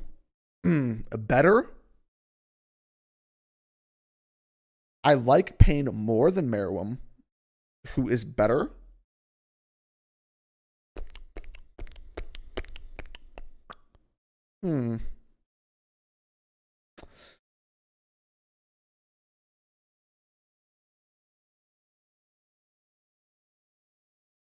Probably Meruem. What, you play Smite?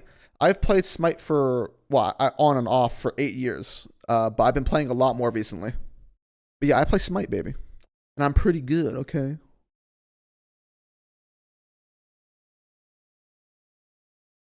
Setting up villains early is a classic move. Yes, it's a very good maneuver if your story is going to be long lasting.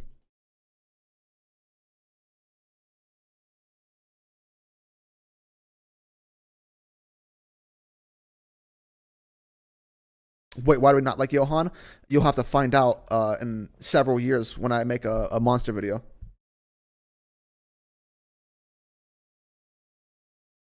Would you agree that the Naruto War at least gave a satisfying conclusion for Naruto and Sasuke? I mean, there is the war portion, and then there's the fight afterwards. The fight afterwards was satisfying. Um, the war itself, conclusions to Naruto and Sasuke, I would have to go reread it. I don't want to say no because I don't remember all of the events. I would have to go reread it. I don't want to judge prematurely. What are my thoughts on Rio Fui as a villain from Kingdom? I haven't read Kingdom in several years. I remember liking him.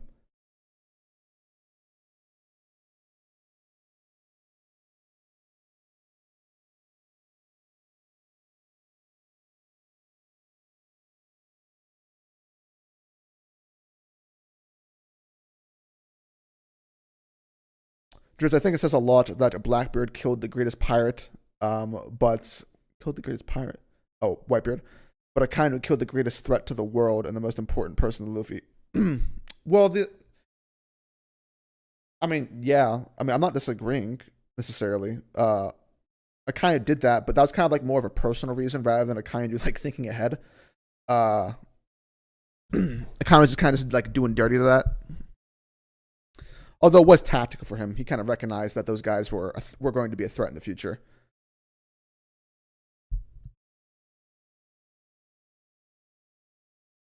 I'm not sure if that's going back to what I said about Akainu and being an iconic villain, but I still don't necessarily think he's going to be an iconic villain. Have I played PoE? I have not. I'm such a Naruto fanboy. I back in the past I was a huge Naruto fanboy. That used to be my favorite series actually. Before it ended.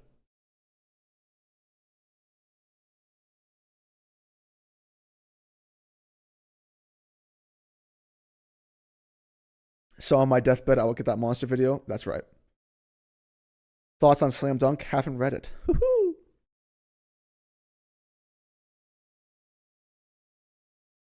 Which is better, One Piece or Bleach? For me, One Piece.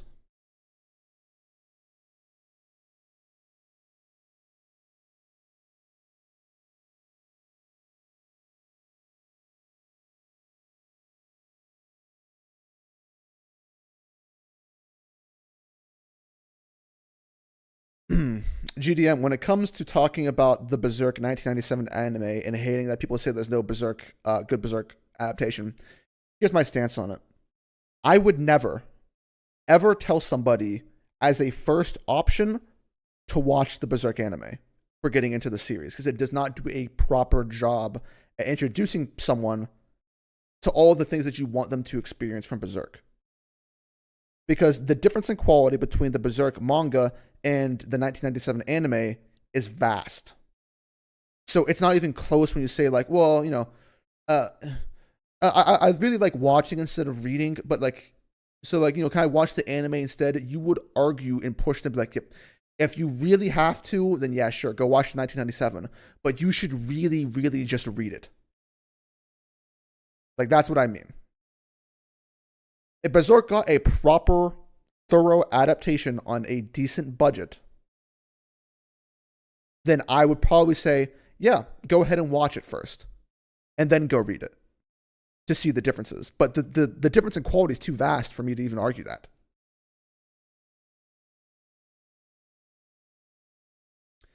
Have I read Made in Abyss? No, I have not.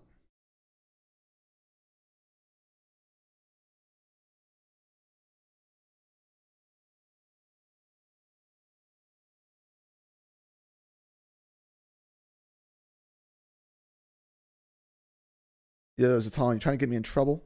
Punk.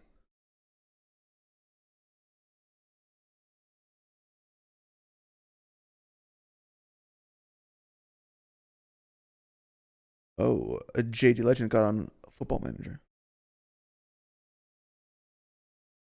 Just read the manga with the anime OST playing in the background? Yes, that is exactly what will happen. Which Straw Hat, when introduced, had the greatest potential and which has been the most disappointing? When introduced? So I'm assuming this is going to be in their introductory arc. Who had the most potential from their introductory arc? I guess you have to argue what that is. So for Zoro, that would be Shelltown. For Nami, that would be Orangetown. Usopp, Syrup Village. Sanji, Baratier. Chopper, Drum Island. Nami. Robin, I guess, would technically be Whiskey Peak.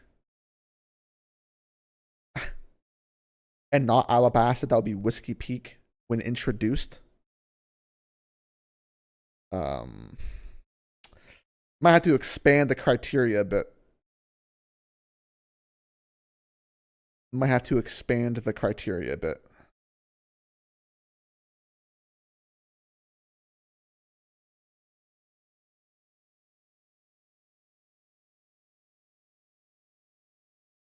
Because if you're just going on the arc that they were first introduced and not like their quote unquote arc, I might go Chopper. Because Chopper at least has his introductory arc is his actual arc. Whereas Robin's is just Whiskey Peak and she shows up and dips.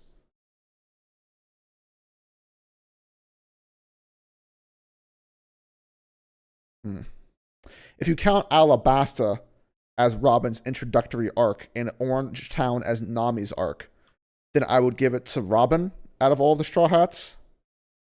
But if you include Arlong Park as Nami's introductory arc, then it's Arlong Park. And then as a sleeper,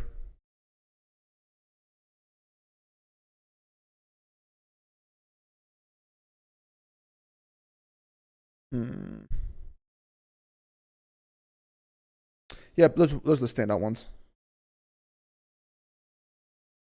Is Atla my favorite series after Berserk? I don't know. That's a good question. I do love Atla to death. $5 from Young. He says that new J. Cole slaps. Dritz is the man. I'm not giving mad head to Dritz. Just thanking you, him, for making my job easy listening to Voz and streams. Yo, thanks for the donation, Young. I appreciate it. Give us a sleeper pick. The sleeper pick's Brooke. I think, although I'm not actually a big fan of Thriller Bark as a whole, the parts with Brooke were good. I think Brooke had a strong introduction as a character. I just don't think Thriller Bark as an arc is really good. But there are parts of it that are obviously standout good parts.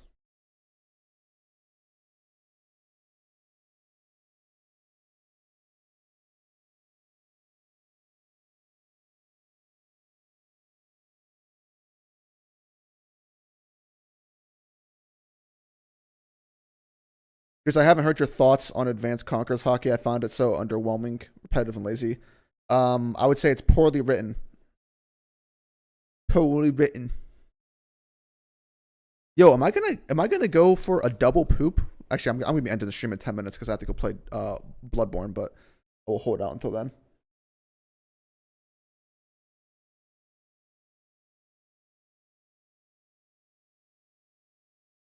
It's obviously I don't think the 1997 anime is better or as good as the manga, but most of the reasons someone would want to read it, aka too edgy, aren't issues for the anime. Ugh. But you can argue like a separate set of issues for why you wouldn't continue watching the 1997 anime, which is basically animation, because it's basically like Toei. It's a lot of PowerPoints.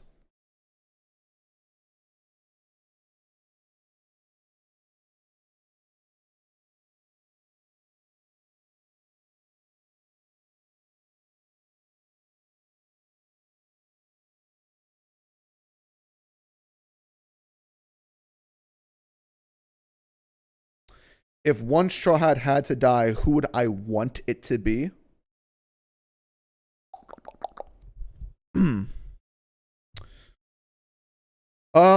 would I want to die? So I've actually answered this question in the past, and I believe my answer is consistent. The one Straw Hat that I think it would be the most impactful for the story in a positive way would be Usopp, because when you break it down, Usopp's death, given his cowardice nature, would hit a lot. Would really really hit, and on top of that, Usopp is the closest with the most important Straw Hats: Luffy, Zoro, Nami. Those are the three most important Straw Hats in terms of interactions within the crew. If Usopp died, you could play off of that with those characters in a tremendous fashion. Because then it could harken back to Water 7, all the things they've went with Usopp. Usopp would be the perfect pick for someone to die. Because it goes along with his dream so well, being a brave warrior. It would be great.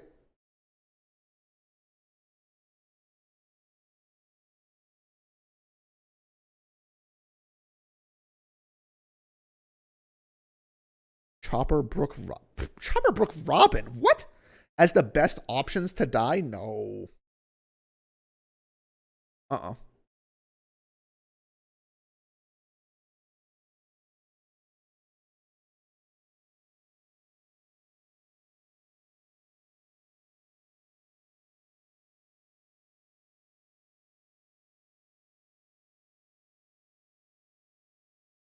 Nami is the important inter what? Would Zoro cry? Yes, I think Zoro would cry.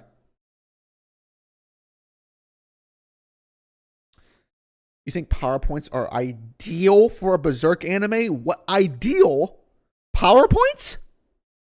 PowerPoints? GDN, stop it. Stop it. I'm not even saying the 1997 is a bad anime, but saying that PowerPoints are preferable for a Berserk anime is wild. That's wild. Read the manga. It's PowerPoint City.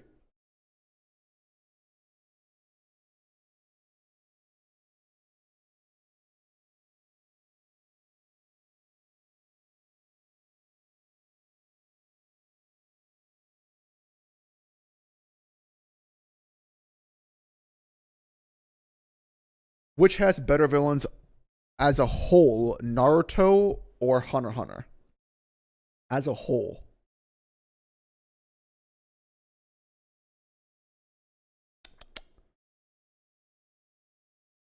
Hmm. Well, let's see.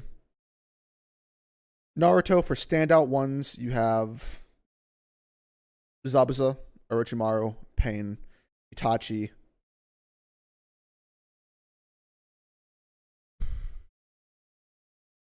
And then a good supporting cast of subsidiary villains that are more standout. Just I still count Itachi as a villain because that's what he's basically set up to be for most of the story until the plot twist.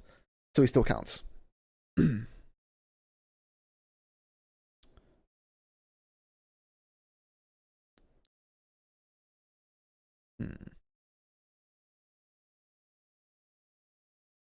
And obviously for Hunter x Hunter, you have Meruem, Hisoka, Frollo. And like the main standout one is really Meruem. Hmm. I think that's to go to Naruto.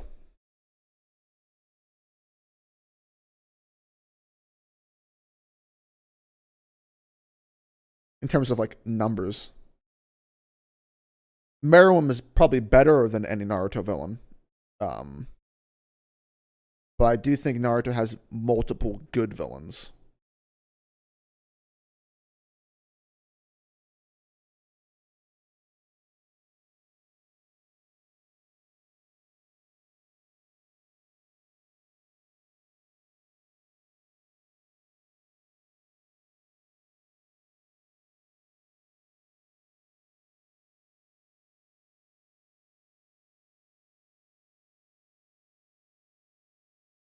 Do I still read Unordinary? No, I dropped at the beginning of season 2. You forgot Gyro from Hunter x Hunter. He's like not even a villain. He's a projected villain that may or may not show up because Hunter x Hunter is probably never getting finished. I do not count Gyro or Euro from my EU lads.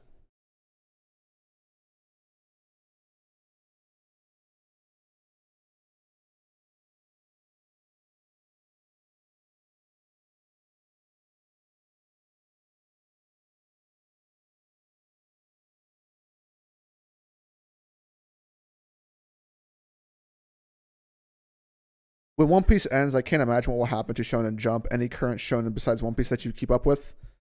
Not really, but I think it's going to hurt for a while. But I think the internet and the power of social media will help lessen the blow to Shonen Jump.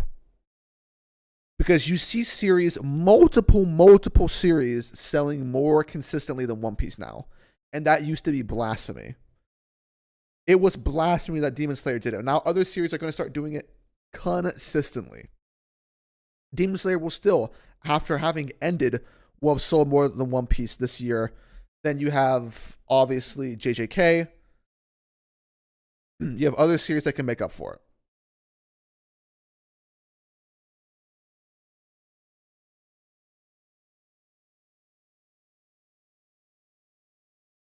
Will Togashi ever come back? Yes, but will Togashi ever come back consistently?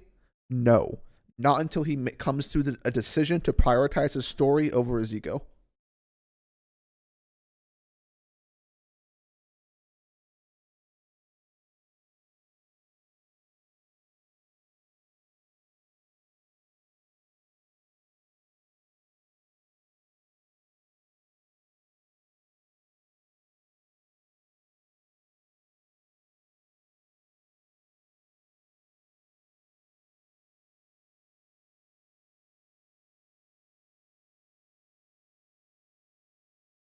You didn't say Bano. Calm down, Brago.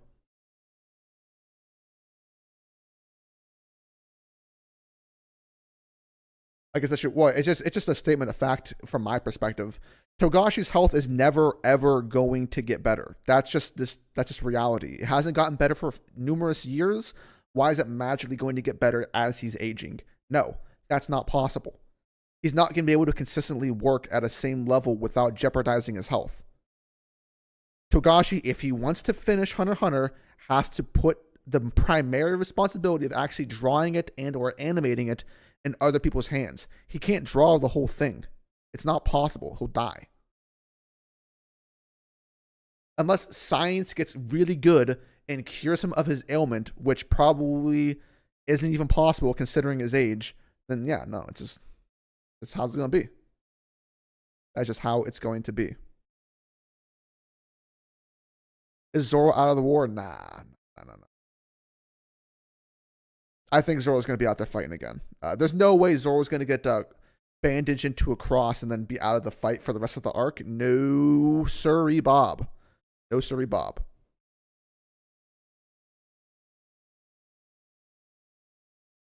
Blind guessing, but should Togashi be back within a year?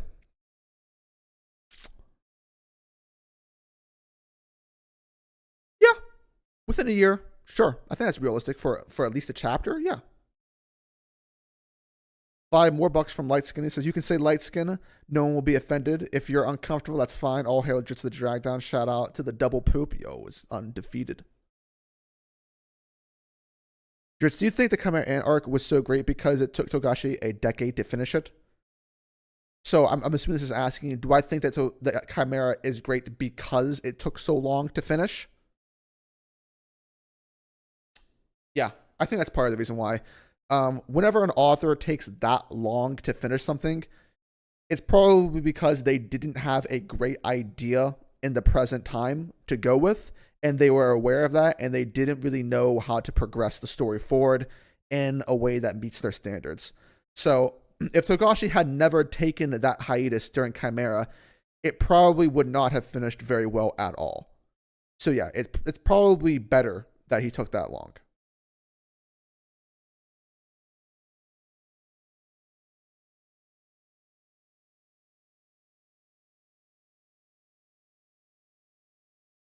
Ritz, do you like Palm from Hunter x Hunter? I actually like her, but I really have no idea why. I think this will be the first time I've said this. For most of Chimera Ant, I thought that there was going to be something really satisfying from Palm's quote unquote plotline, but I do not like how Palm's character basically reached a resolution. I found that very underwhelming for what was set up. I feel like there could have been a lot of better things that happened with Palm.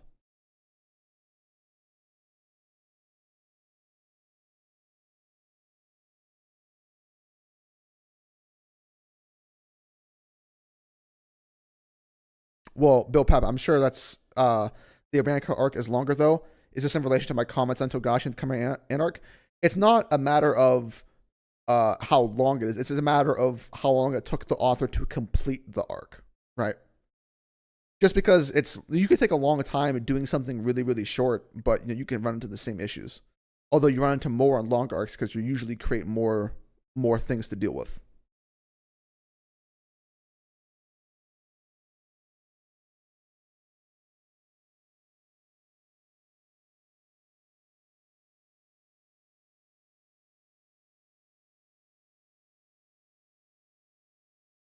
What's better, Chimera Ant arc or Wano so far? Chimera, easily.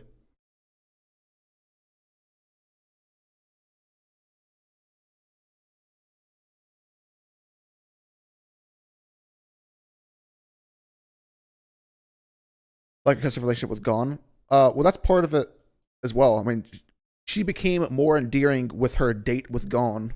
Shout outs to Age Limits. But her character archetype is like, it's quirky, it's unique.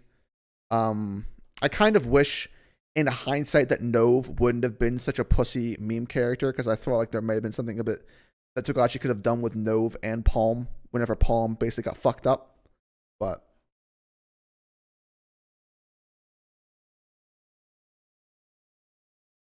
do you think Luffy will start to claim territory after Wano? He might, yeah.